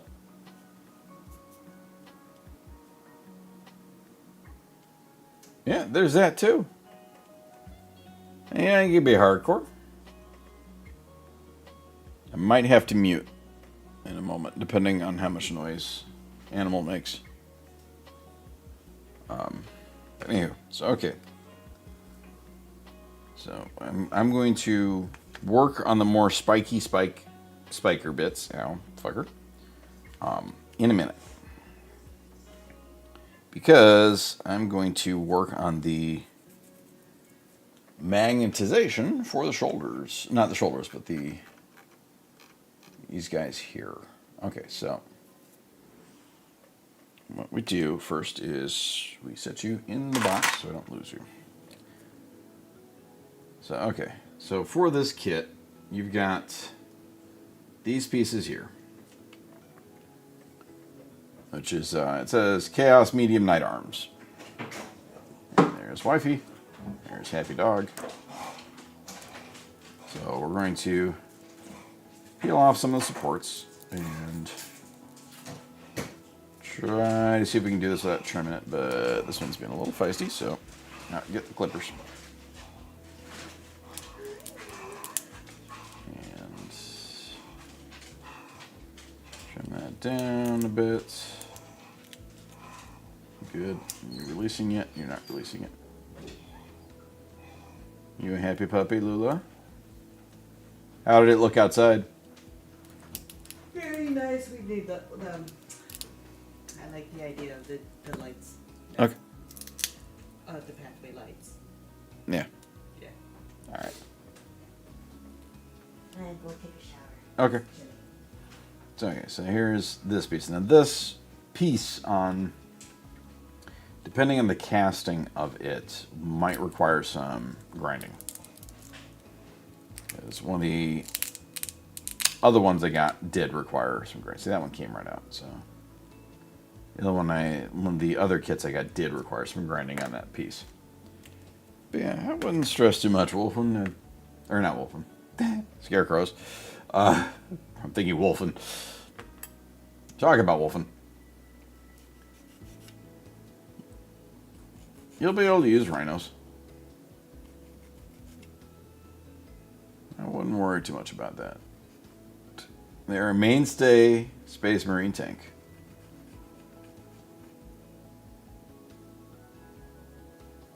I'm all for that. That's part of the reason I keep my bits. You never know when you're going to do it. Like this. I assembled this today. So I absolutely do that. So this is the way the shield normally looks. Now, I'm fully painted, of course. This is what I did to it. Just because I had some leftover parts. Hey, put the leftover bits on there. And if you're going to fight your friend who's got orcs, what better way to say, hey, I'm going to put pieces of your army on me. Absolutely. So I'll set that down. Still got to firm up. So, okay, this one needs a bit more cleaning. So we're going to file off some of this. Just got to rough it up a little bit.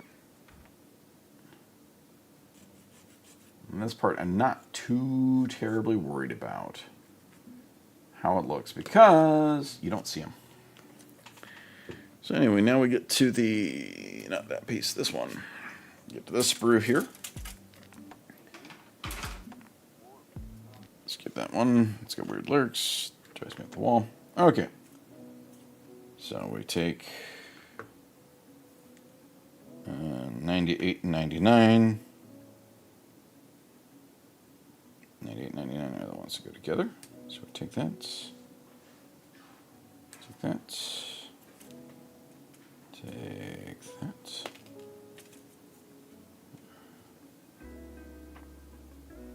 That works.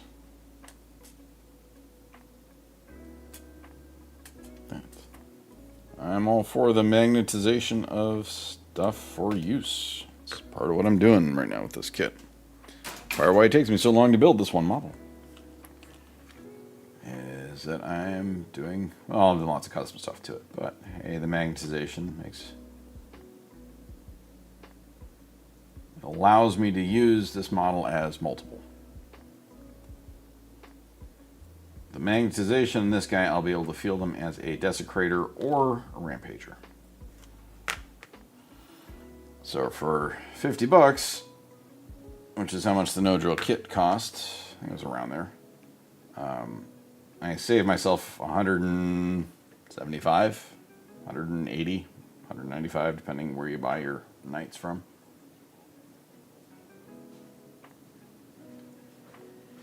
That is a little hard on like a Space Marine, because the magnets you need would be small, and part of why what I'm doing the magnetization on these guys is that this company here, Magnet Baron, does a no drill kit. You can see it, custom no drill magnetization kit. What I do is file some stuff down. Comes with everything you need and instructions on how to do it. So, also the fact that the Knight models cost, depending on where you're buying, anywhere from 170 to 200 bucks, 210. If you go to the Forgel ones, are 300 and change. That's expensive as hell. So I want to get as much use out of these guys as I can. So like, you know, this one here, realistically, I could pop that off, swap out his guns, and he could be something else. Whereas I'm pretty much always going to be using him as a despoiler, so I throw that on there. But this limits it, because there's all these extra weapons you have. I've got, you know, containers full of extra weapons and swords. And, you know, what if I wanted to have the battle cannon? Or what if I wanted to have the anti-aircraft guns? I don't want to buy an extra model for that, so I just got to paint up those weapons. So the magnetizing on the big stuff is really where you get the biggest benefit from it. Not saying, you know, you can't magnetize the little ones. It is a lot harder, and I don't know how much of an actual use you'll get out of it. I say this one isn't too bad. I've had a couple of these where it was so friggin' tight you couldn't even glue this thing in there. It was just so firm. This actually one is decent. So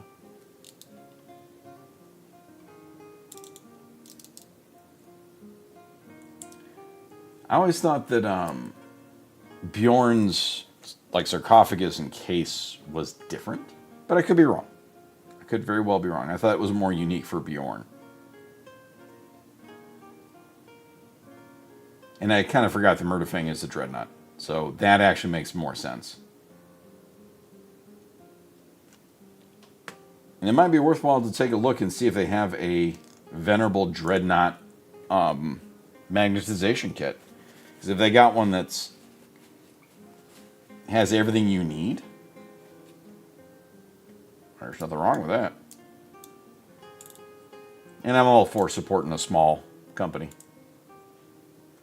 Different place for all four. Okay. But check out Magnet Baron and see if they have a no drill kit for dreadnoughts.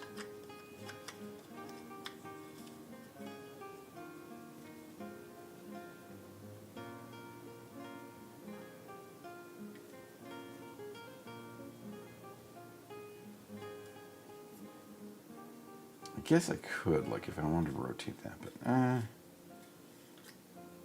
so you're not supposed to glue this on so that we could rotate it. I'm not sure though, because I always like kind of gluing it.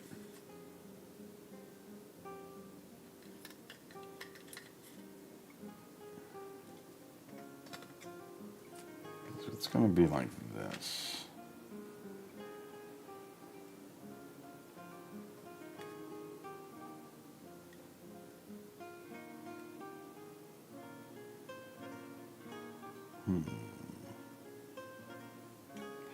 Think of my arm positioning. So I'm not gonna glue this on just yet because I want to think of my arm positioning. I could do the magnetization. That would allow it to be rotated. How hard is it to rotate it on you? Let's see here. Take that off. Is it tough?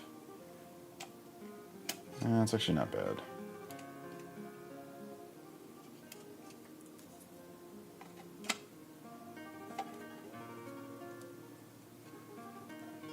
So if I pull it off, I could do... That one's like impossible.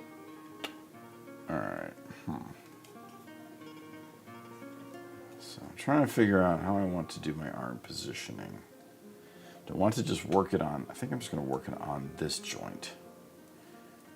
Because I could rotate the shoulders up here so you can see it. Like this right here, I could potentially rotate that, but... Oh god, yeah, I'm going to pop this loose if I try to while it's magnetized, so... Magnets are just too strong. Whereas if I do that... If I just change it on this joint, I could adjust the arm up, and that's what I'm going to do. So, I know I'm limiting myself a little bit, but I just don't like it being loose. I don't like it being that floppy. Just not my jam. And I'm not supposed to glue this, but I'm going to glue this.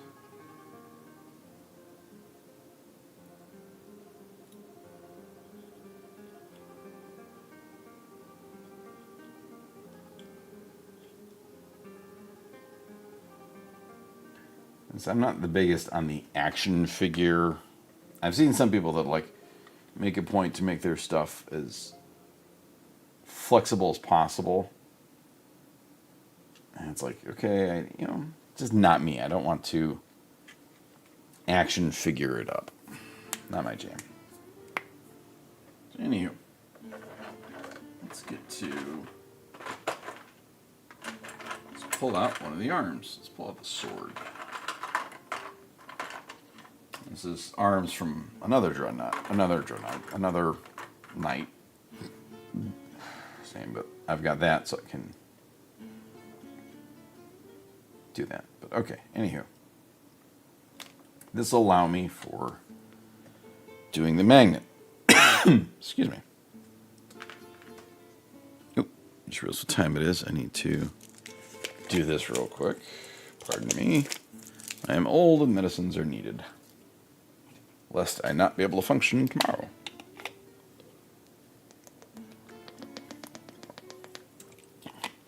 That's better. Well, it will be when it hits in. Anywho, okay. So now this magnet, I'm looking up at my instructions over here. YouTube's still going, that's good. This takes not the 2+2. This takes the 6x2. 6x2? No. No. Maybe?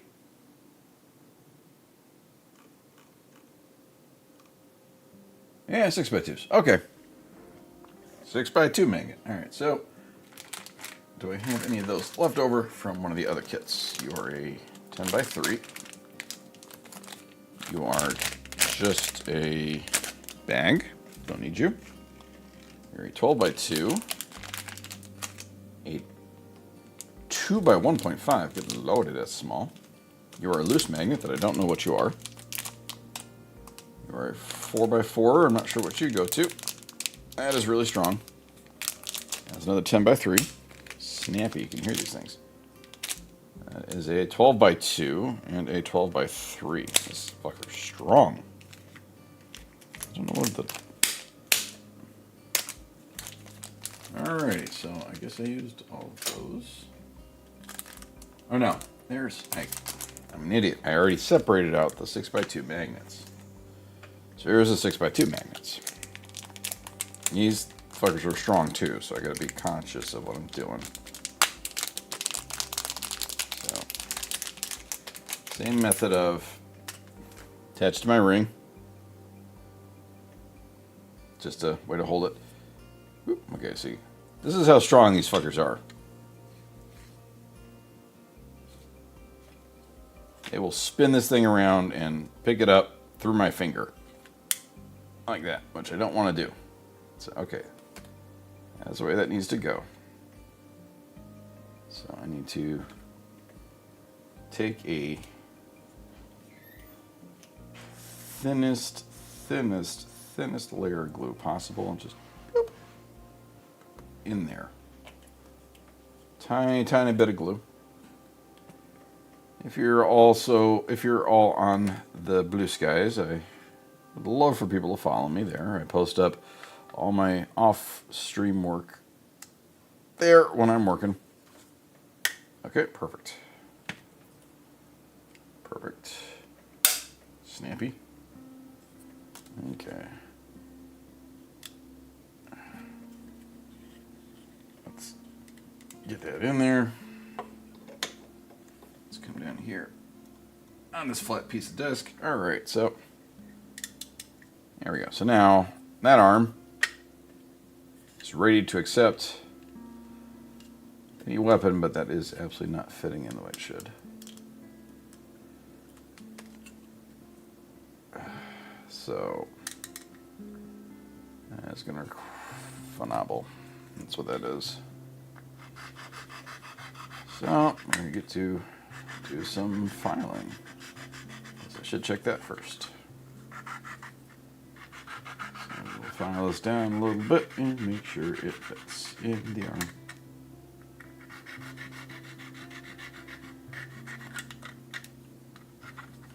I used to do this with the Dremel one, but that is a bit too uncontrollable. As you can see, I was just pulling the file right out of my hand.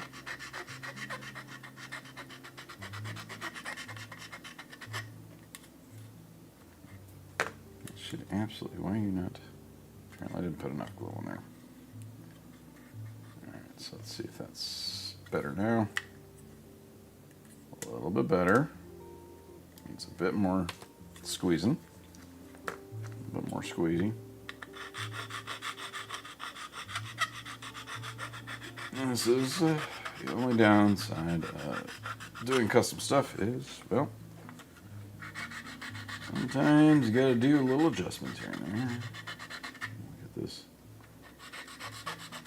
So this is relatively minor.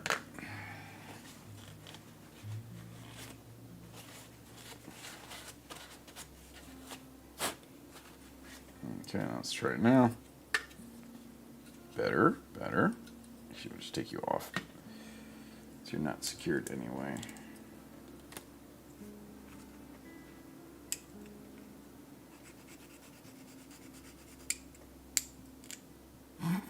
Finding the magnet.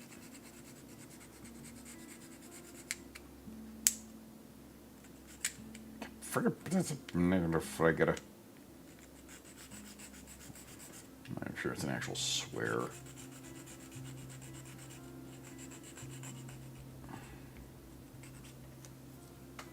Okay, let's try now.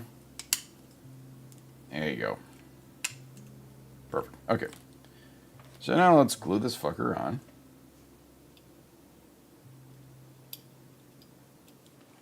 It's splash because our glues decided to get stuck again. Come on. Come on. There we go. There we go. For some reason the GW stuff just got to get started first.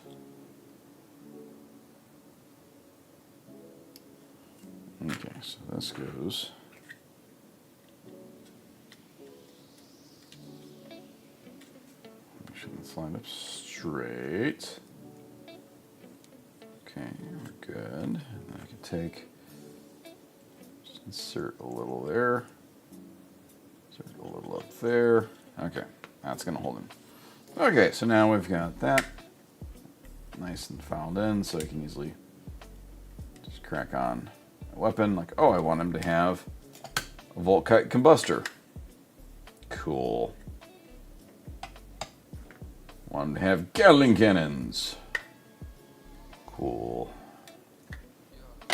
We won't have Gatling cannons though. Okay, so now we take next bit.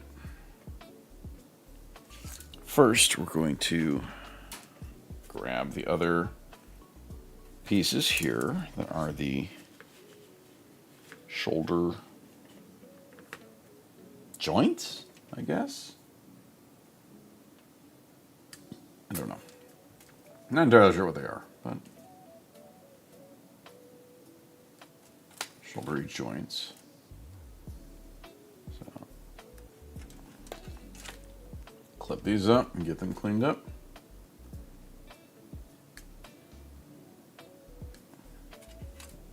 What's funny is there's these little pieces here that I do not use anymore because they're just a pain.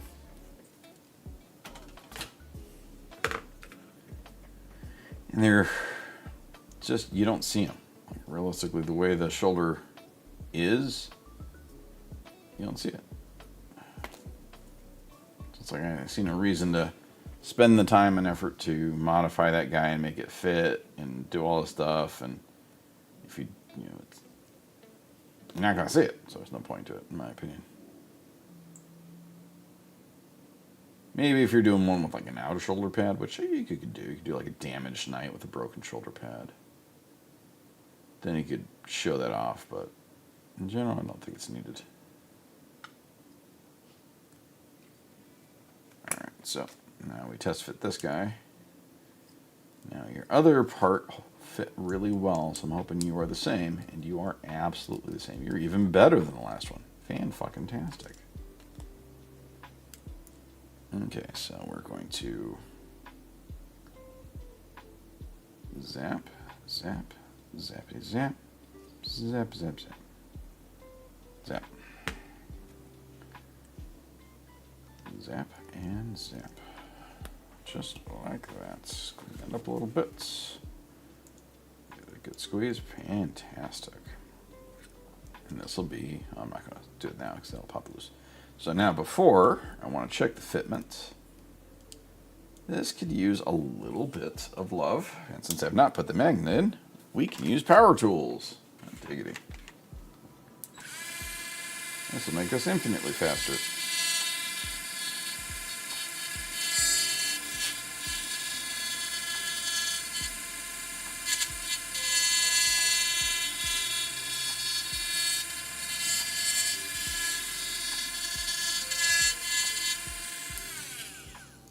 Hey, nice shit. How you doing tonight?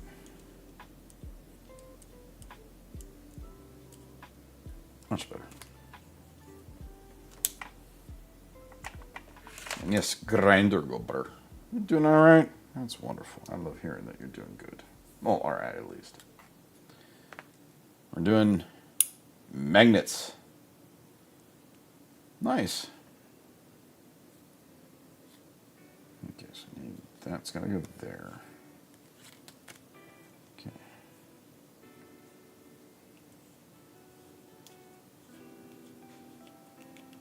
Okay, look at that. That's still alive. That's good. Minerva will be on soon. She did a comic book creator night at the local store, so. Are you enjoying the Monarch with the sister?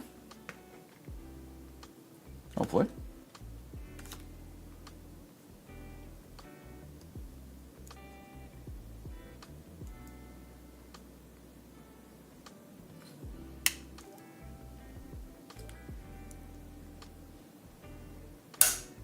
Alrighty. And insert. So there you go. Good. So now we've got. Now that sword can go on that arm. Power magnets. I see it fit better earlier, but let's check. Gatling cannon.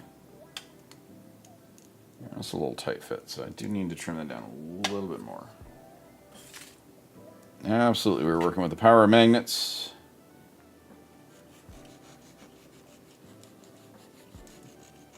Like that tabletop stronghold person, that company that sponsors every Warhammer YouTube out there.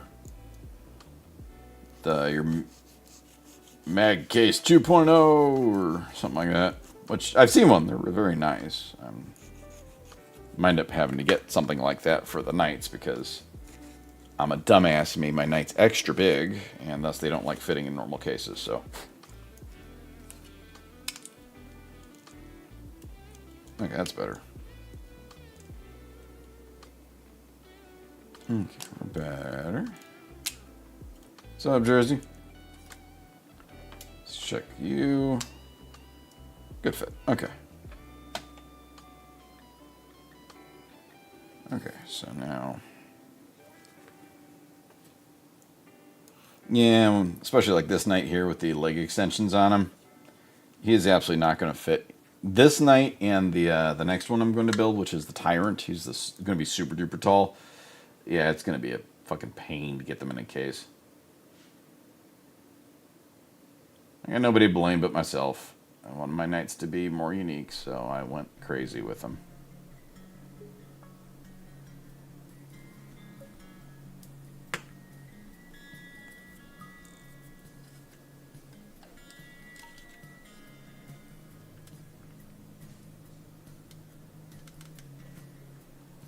Again, I know people like to have this mobile. I do not. I want this secured. So thus that gets glued in.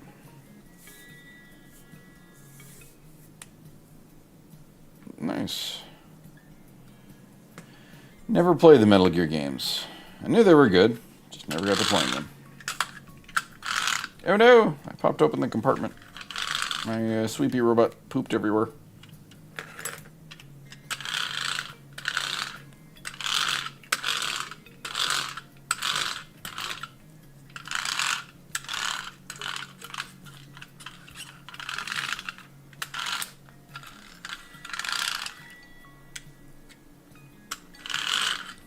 Bad robot, no poop. Bad llama, bad llama.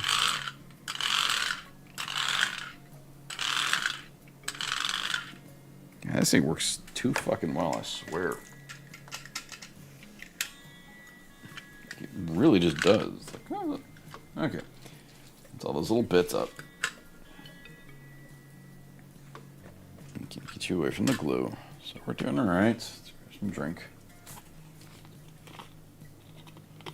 Bad robot pooping on tables. Oh, here you go, Nightshade. That. I don't know what that position is called. What would you call that sleeping position?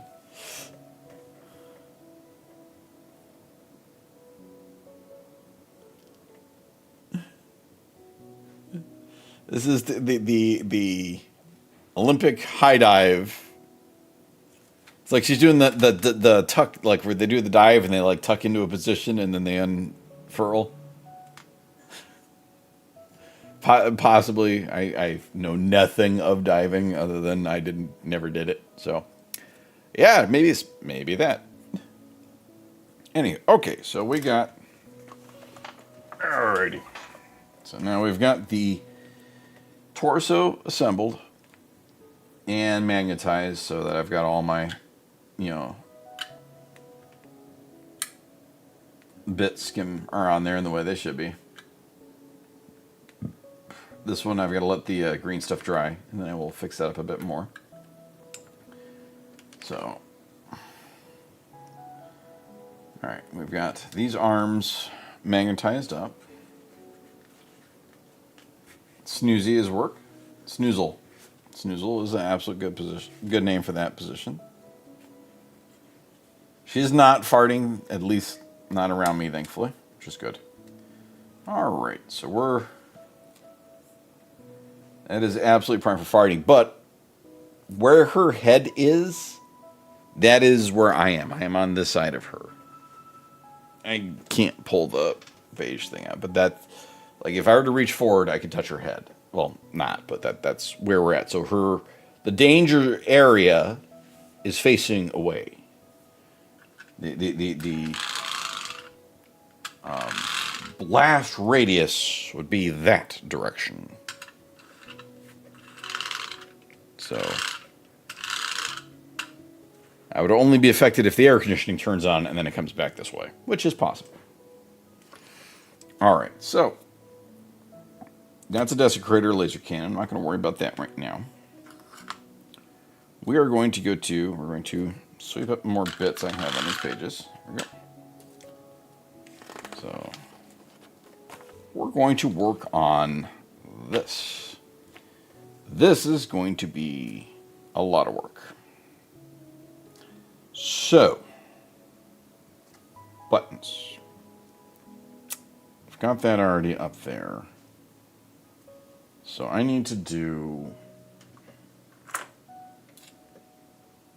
Okay, that's that piece. So that is a different piece. Okay, so I need to find... We are looking at... There we go. Okay. This is the one. Don't worry about that. I need to get to 79 and 80. Are on here, I believe. There's 80.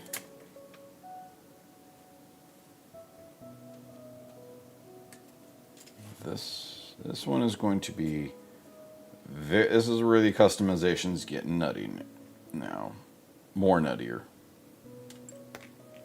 79.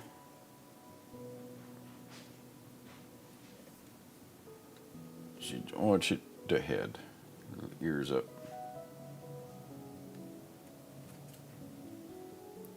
And go take some Advil.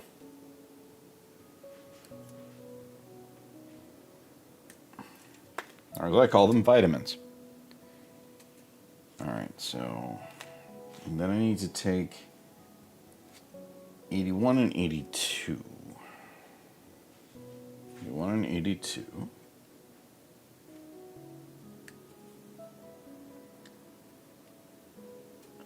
Three Terminators. Until I look something up. Okay. Might be trying to figure out what's the best Terminator for you, but again,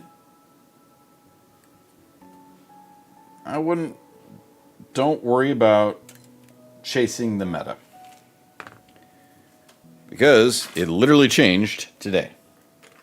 And the meta is, you're always going to be chasing it. You're like, oh, do I want this, do I want that? And it can remove the fun from it. Build what you like, play what you like. Don't stress what other people want. You want to build an all Space Wolf army on bikes? Fucking go for it. You want to do nothing but a death, That's fair. The meta is not Tau bad. You are out of the loop on meta. The meta is non-existent because it literally changed earlier today. Tau haven't been crazy lately. They released the rules for 11th edition today. So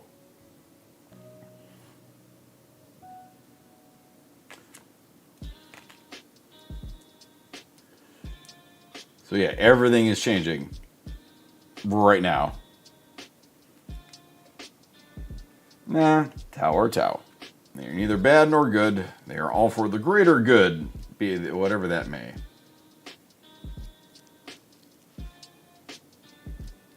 Wouldn't be the first time. Scarecrows. Chaos Knights have been nerfed in the past. And then come back. They were honestly viewed as one of the most neglected factions. Like, GW really just needed to help them out, and they just kind of didn't. They weren't bad. Are they great? No. I just wanted big stompy robots and not the regular ones because these guys are more flexible. Like there are so many more varieties of Chaos Knights. Like the spoiler, this guy has like 7 versions, whereas you have fixed loadouts for the Imperial ones. I wanted something more unique. Anywho, so we're going back onto this. Okay, so this goes, these go same direction, no, opposite? No, they go the same direction, okay. They go like that. Okay.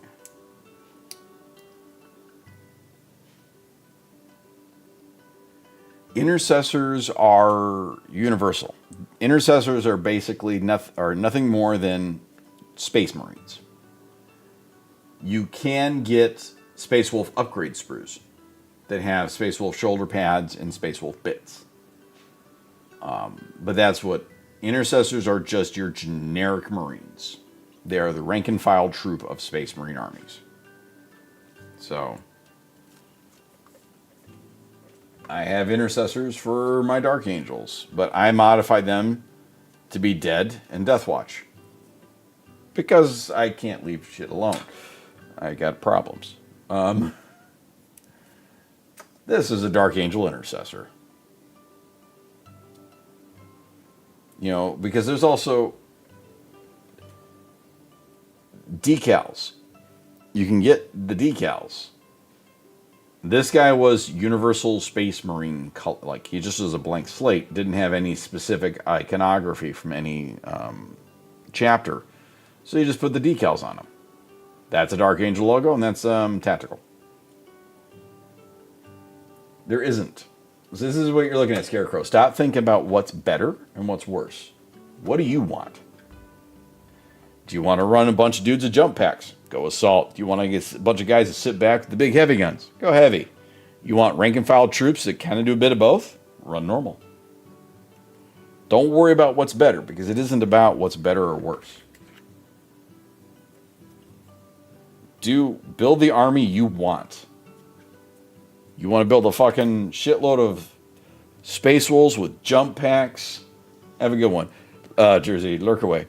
With jump packs and fucking thunder hammers and storm shields? Badass. Swap out the hammers for axes. Same basics, but just field them as whatever melee weapon they are. Don't worry about it. You can make them look friggin' slick, cool as hell. I don't have my captain behind me. The wife has that box upstairs. But yeah. Don't worry about which one is better or worse, because it isn't. It's dependent on, there's so many factors there that there isn't a specific better or worse one.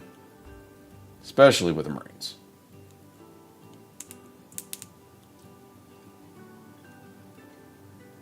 I'll get Chaos Knights that my...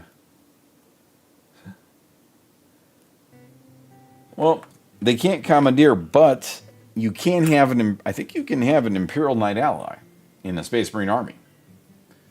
So it can't be Chaos Knight, but you can have an Imperial flavor of one, probably, because their points are kind of high.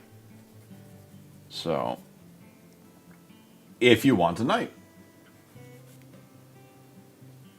And if you want to spend some crazy money, go get a Titan. They're not worth the points. Well, they may. But they're also thousands and thousands of actual dollars. I don't think they're worth the money. I want one. Boy, do I want one. Don't know why I want one. But I kind of do. Okay, so this fits in there. So, okay. So what I'm doing now is they have, in the magnet kits, they've got these small guides for the magnets. So, okay, gravy. Okay. So the guide goes over the magnet, like so. And then you glue it into this piece here, into the arm bit. So that way it can hold it like that. And get Logan. He's a badass looking model. We have a Logan Grimnar upstairs because it's a badass looking model. There's nothing more than that's a badass looking model. That's the whole reason I have Logan.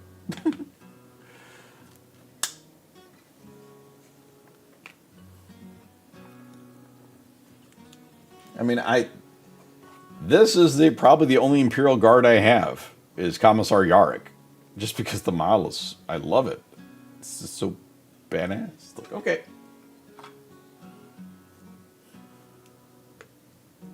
Ain't nothing wrong with collecting them. So busted? No, okay.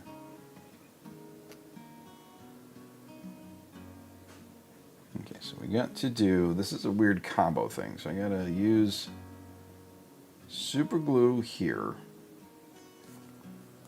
And then I need to put super glue here.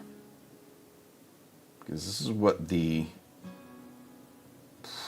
man, it reeks. This is what the resin piece is going to secure to. But then I need to use the plastic cement on the rest.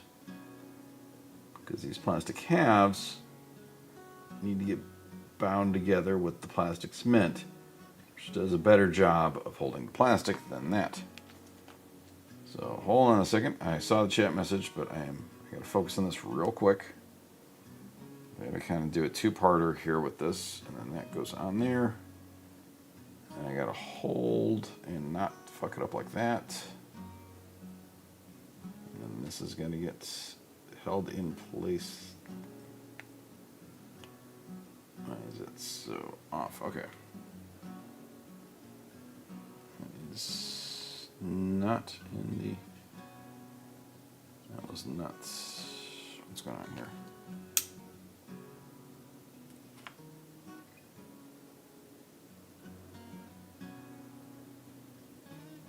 Okay, so I'm just going to.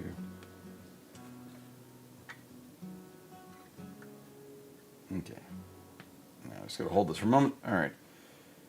I have to let that secure and dry. Anywho. Snappy there. So I got that paint. I got the paint box that has the 3 Infernus Marines in it, but it's 2. Absolutely. Or you can use them as Infernus. All Infernus is an intercessor with a flamethrower. These are Infernus Marines. Again, if you're not playing crazy hardcore, you could build a Space Marine army out of sprues. There's a New Zealand guy that does painting, and he's fucking incredibly skilled. And he paints very wild paint jobs. Like he'll do like a vaporware style paints and things. And right now he is building an entire Marine army out of sprues. And I mean that literally. He's using these pieces here. He's cutting old sprues to make the arms and the legs and the torsos. And he's using a Marine head and Marine hand and Marine weapon. And then he's putting it on the right size base. He's making them as tall as Marines. So they are 100% tournament legal. They are the right size. They have the right weapons. They have the right bases. They just have to be made out of sprues. Ain't nothing wrong. But if you ain't gonna be playing crazy hardcore stuff, you ain't gotta stress about that. Build it the way you want to build it. Run the Infernus Marines. Hey, Space Wolves can use flamethrowers. It ain't nothing wrong with burning shit. Other than the burning dog hair might smell bad, but it's a risk you take.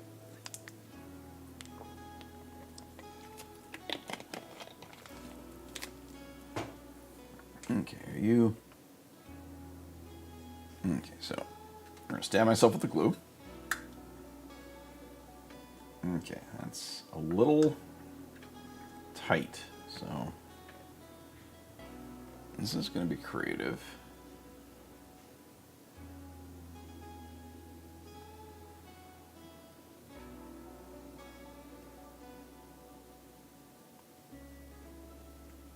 I'm not ain't burning any of your doggos, but I'm just using it as an example.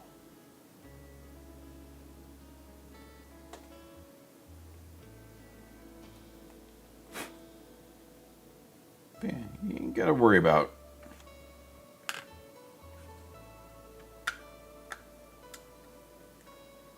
Okay, that's better.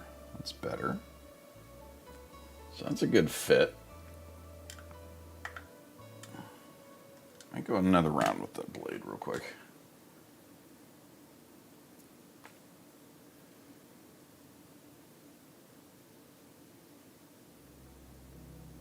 But yeah, just don't get what you want. If you want to do, I mean, I think there's one of the new Marine detachments is heavy into like dreadnoughts and stuff. So you want to have Bjorn lead a group called the fucking Senior Citizen Brigade? There you go. That should be kind of fun. Bjorn leading a bunch of dreadnoughts. They're on their way to Old Country Buffet.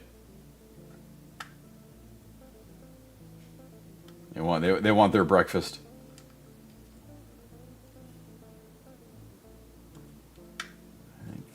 Yeah, that's a good fit. Okay, so we're good. All right, now you're the weapon from down there. Okay.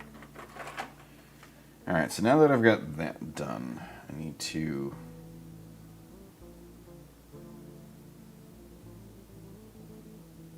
There are. Let's get the tiny. There's a lot of little bits to this thing.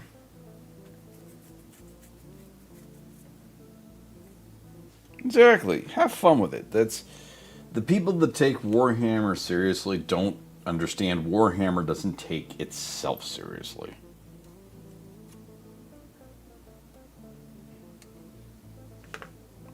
There is so much goofy shit in Warhammer. It's just fun. You gotta enjoy.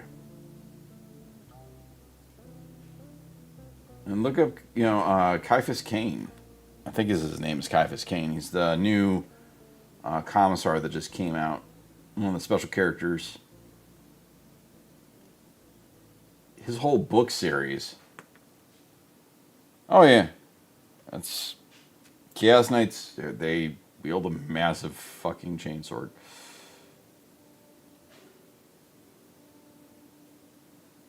You could. I don't know how well the model would hang up because he can't. So, Space Marine Intercessor, a Knight's chainsword. He is not as tall as the blade. The blade itself is, there's more blade length than the Marine is tall. So yeah, it's a big thing. That's why in melee this thing does. Its sweep is like 18 attacks.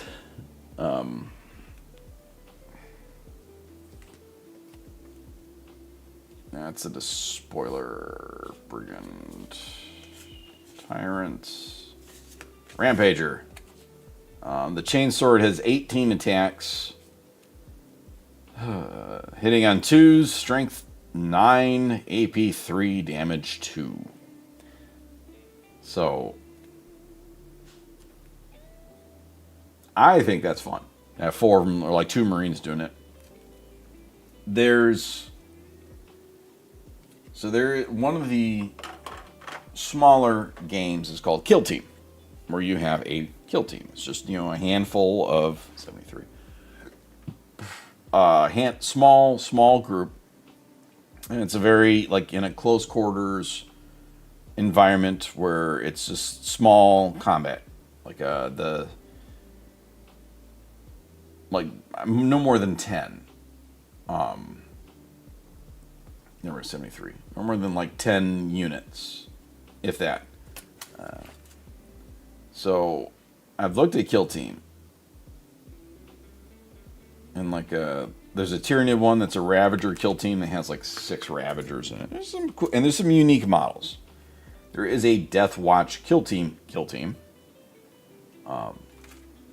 that has, I think it's like 6 or 8 Death Watch Marines and very unique sets of weaponry and such. And I look at Kill Team and I go, I don't want, if I'm going to do Kill Team, the game, I am only going to make it with Snotlings or Grots, basically the smallest goblin, isn't it goblins, the smallest little orcs, which are called Grots or Gretchen. Snotlings are even smaller ones, but they don't have those in 40k. The whole army is going to be built out of, it's going to be the Marine Kill Team is what I'm going to use stat-wise. And it's going to be 2 Gretchen per base doing stuff. Like 2 of them holding up a bolt gun is going to be the Marine with the bolt gun. The one with the chainsword is going to be like one on top of the chainsword and the other one running behind it or some silly things like that on the base. Have fun. If you keep everything else, that could be worth it. Because the Armageddon box is going to be like $290 or $280 if I remember correctly from what I saw. So maybe $120 on the orcs. If you don't mind it, then just take the orcs. But then as long as you keep the rest of the stuff, like the rules and things, that's not a bad deal. 76 and 75. I need to look at the side with the numbers. That would help me. There we go.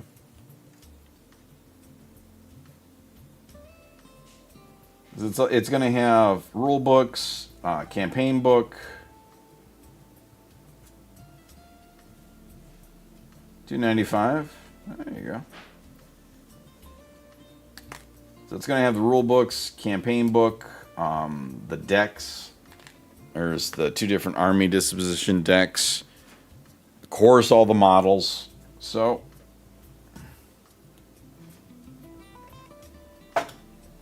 doesn't sound like a bad deal to me.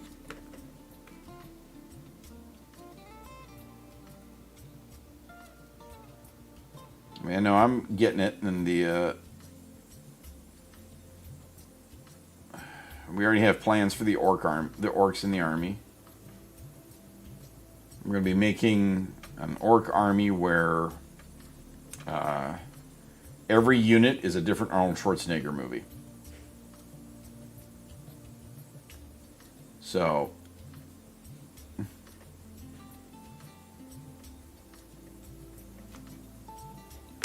you can make those Marine Space Wolves.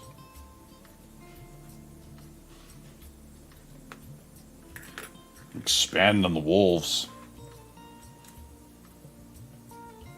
You can do what you want with them. That's the best part.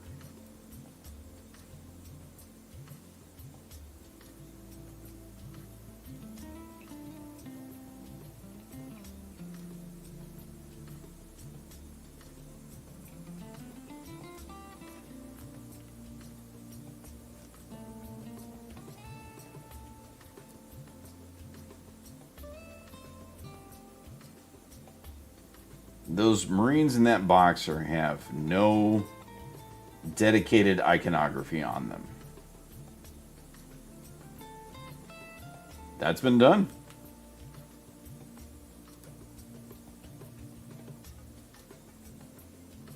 I've seen some brilliant custom orc armies.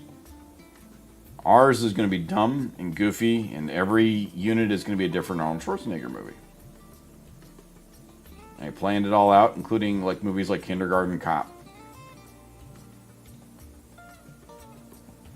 So, okay. So that is that portion of the claw. And this just gets clicked up in there. Exactly. You've perfected the formula. I know exactly what that is. Yes, that is Professor Putrefied. That is from the Wrath of the Lich King raid. He is boss number... Oh, fuck. Which one is he on? Depending which route you take. He's one of the harder bosses because you had to coordinate the one person going to pick up the potions, and they had to pick up the potion and soak up all the clouds on the ground with the color coding on that. Before you did that, because I rated that when that was new. Fuck, I'm old.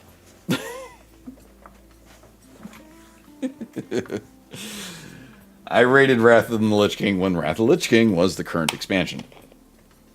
I do play a little bit. I have been playing Midnight and enjoying it. Wrath was good. I think my personal favorite was probably Pandaria. I think it was one of my personal favorites.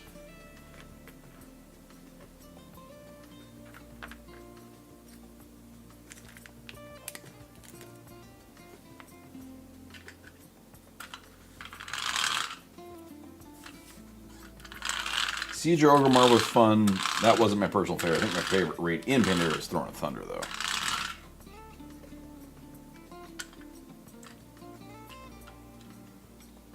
That's fair.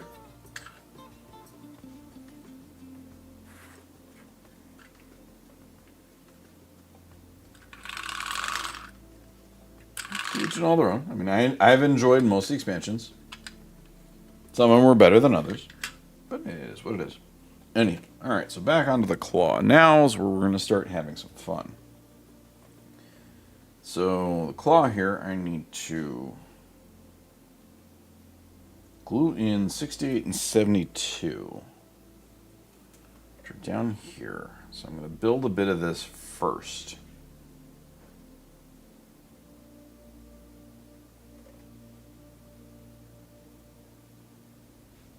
I think Draenor was before Legion. Pretty sure was, because I didn't, when Legion came out, it's when I ran a Demon Hunter for fun. But I didn't play the Demon Hunter in Draenor, so that tells me that Draenor would have been before it. But yes, the claw. So now is where we're going to get a little nutty on the customizations. I don't know how much of this I'm going to get done tonight. Nutty, well, I mean, not that we haven't already gotten nutty with custom stuff on this guy, but we're going to also go nutty on this. The claw. Alright, so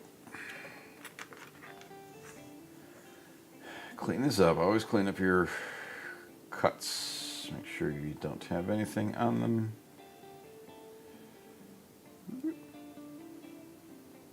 Absolutely.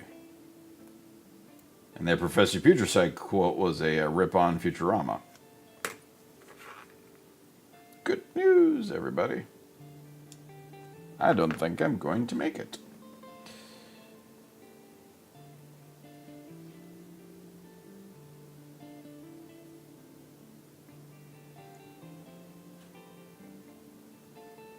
Precious and Tiny, if I remember correctly. I know one is Precious. I think the other one was Tiny.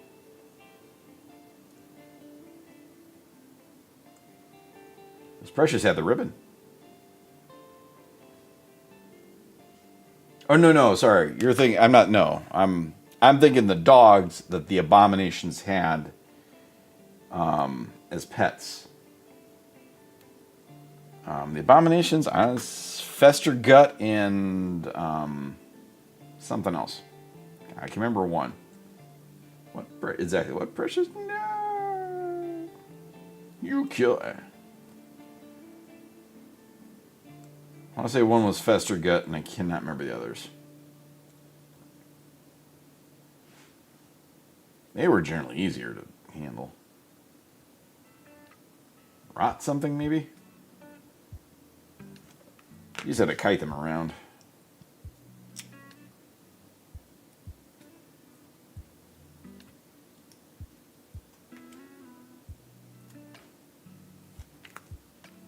Okay, so this gets glued together first, and then you glue the claws. Rot face. So yeah, this is the random shit I remember, so I don't remember other things.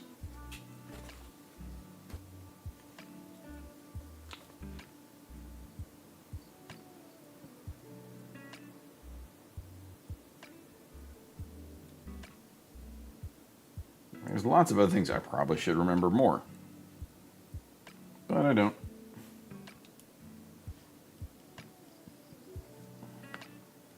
Stinky. You're right.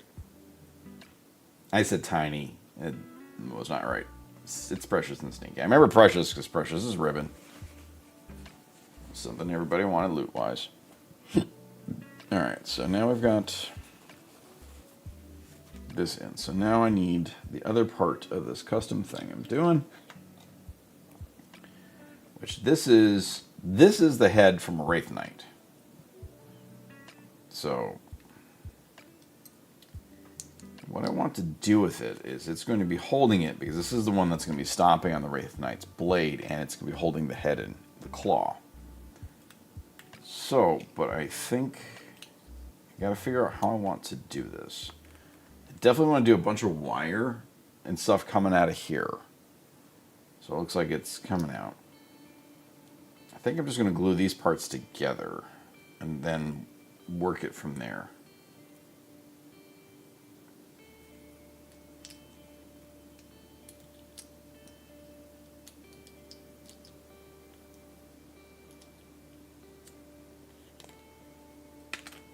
We're also going to drop it a bunch because I can't seem to hold on to things right now.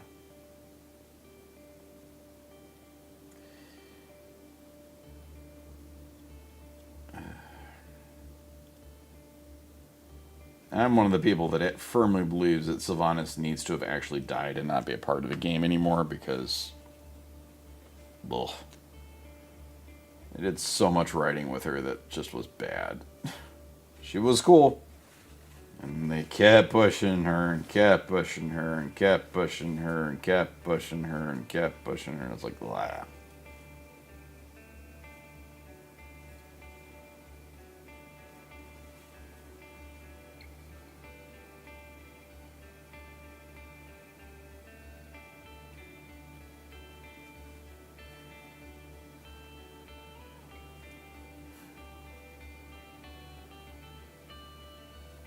Alright, so we're gonna, now the head is,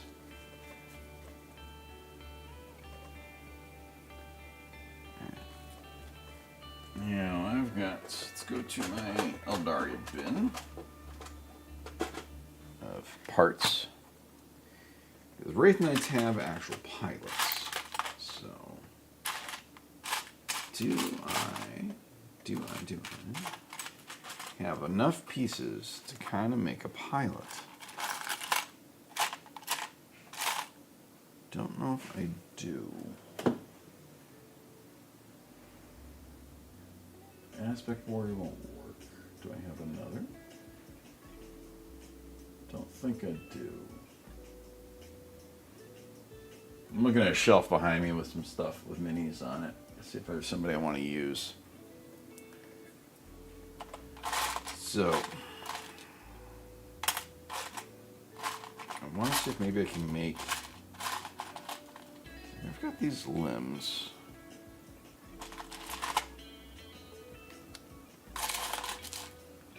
I'm sure there exists a Sylvanas mini.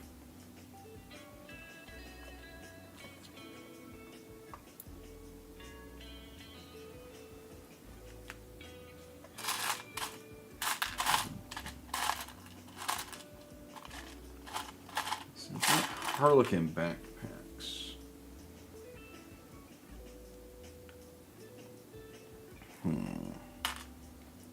Maybe I can have an arm.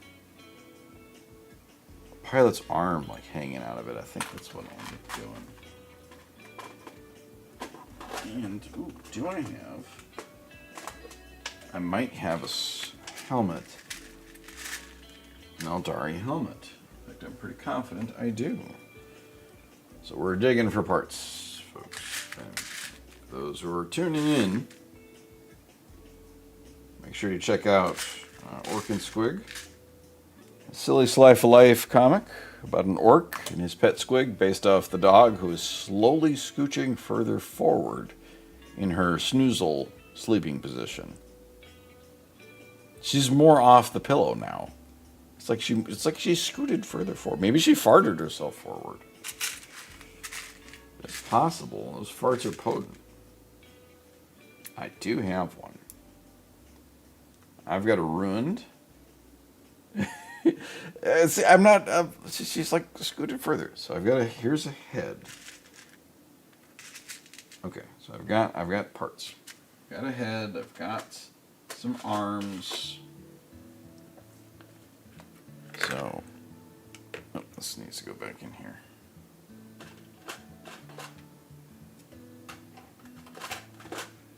No, I've got Death Jester back there and an assassin. Neither one of those would work. It does look like she's mid-run. She's charging at high speed. You are correct.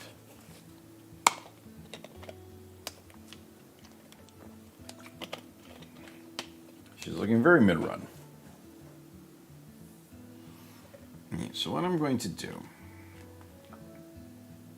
is I need to kind of break open this cockpit a little bit. So we're going to bust out the power tools. As I find my, there it is. That bit needs to go in here as well. That's the missing bit. That goes right there. Take out the fine cutting bit. We're going to just put that away. So I don't like losing my tools. Secure the cutting bit. Okay. Goes back. Always take care of your tools, folks. Take care of your tools, they will take care of you. So, put drinks back. So I'm going to cut out like a hole kind of a thing. Jagged. Hopefully. We'll see how this works. If not, I'll figure it out. But I'm pretty sure this will work just fine. And we've got our helmet, our pilot's arms, so...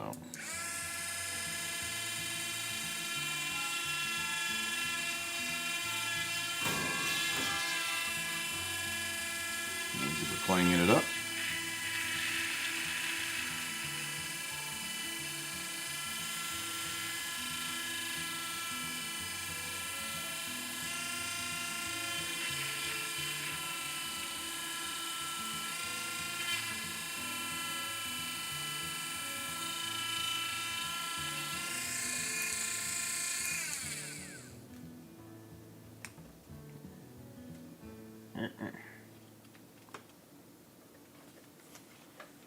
My cleaning bit is clogged with plastic.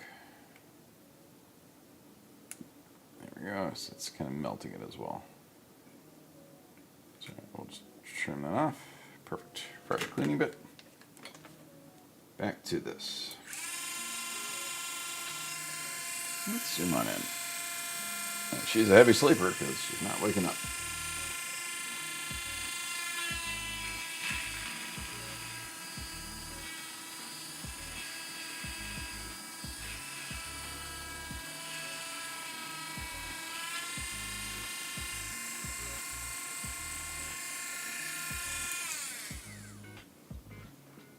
Okay, this is working well. I'm just going to stop and clean off the plastic bits.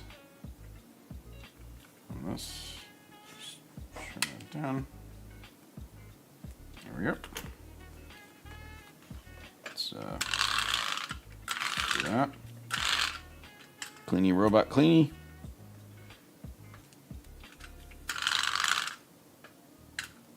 Alright, get back in. That's probably the last thing I do tonight.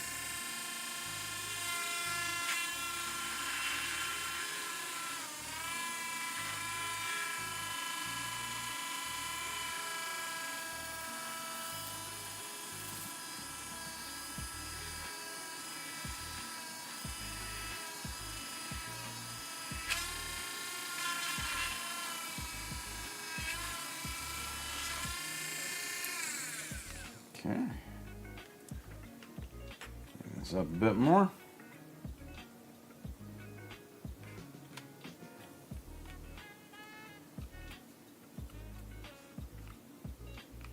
Catch it while it's a little warm, it's easy to get off of there. There we go. Alright, so I think we're good with the power tools. Did you get up, puppies? Nope. It's still there. Oh. So we can kind of get in there and trim that last piece off. There's all that melted stuff in there. That's fine.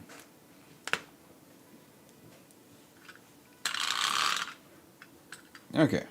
So now we've made a hole in the compartment. Let's get more of this plastic out.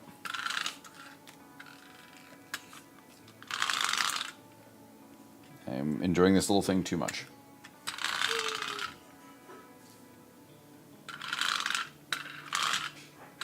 Zoom, zoom, zoom, zoom. Okay. Alright, so now we've got the hole in the cockpit. So what I'm going to be doing is probably putting like the head, I'm thinking like one arm, kind of just hanging out. Like if I were to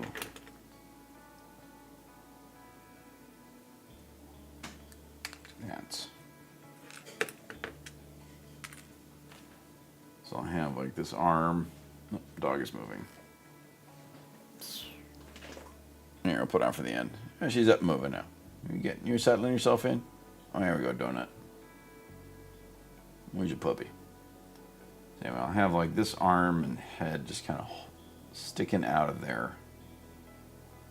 I'll make the arm a little bloodied up. So, alright. I'll need to use, what I'm going to do is I'll put up a blob of green stuff in there tomorrow. And with that blob of green stuff, that'll is what I'll use to hold the head and the arm in position. Green putty. Let's get some of this bits out of here. There we go. That was plastic welded. Okay. So that'll be...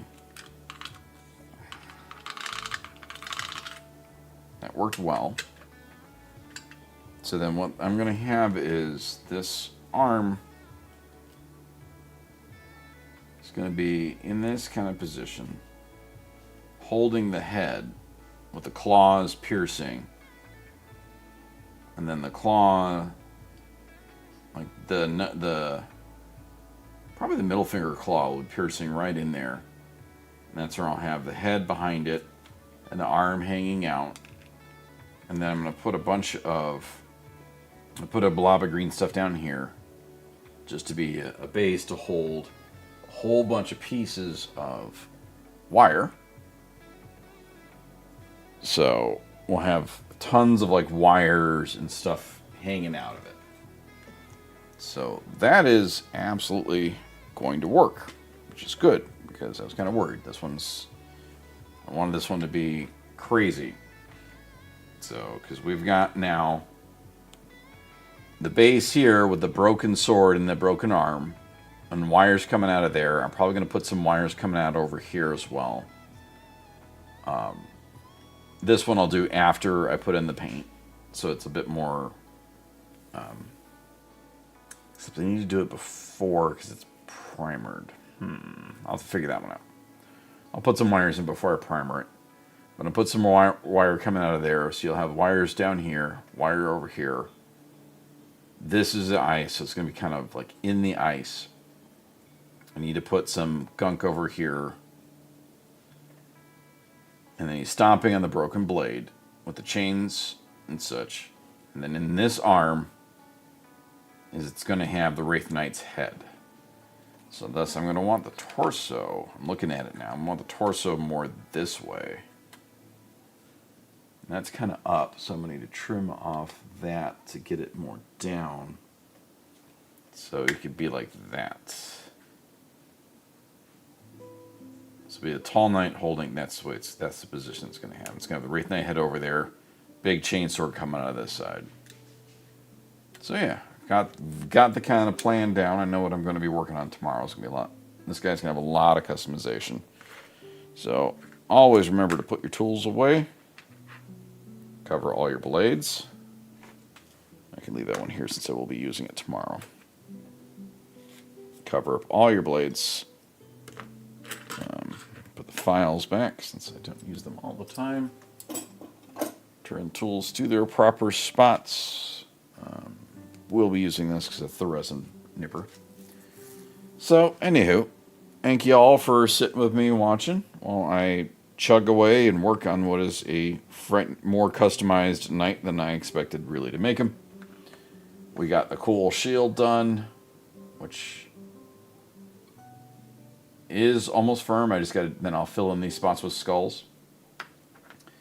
Got the head done thanks to a recommendation from Demon Slayer. I did a sword coming out of that. A mask, which will go on that, so it looks pretty good. And we started the work on the most custom bit of this, which is the claw. So, I'll be back on Saturday, 10 p.m., 7 p.m. to 10 p.m., not 10 p.m. And then, yeah. If you check out my Blue Sky, which the link's been posted periodically in chat, I'll be posting daily updates as I craft. So every day, if you want to see more of the progress on this, check it out there if I'm not streaming. Otherwise, might be ready to paint by the weekend. I don't think so. I think I'll still be working, but we'll see. Anywho, I will catch you all another night. Good night.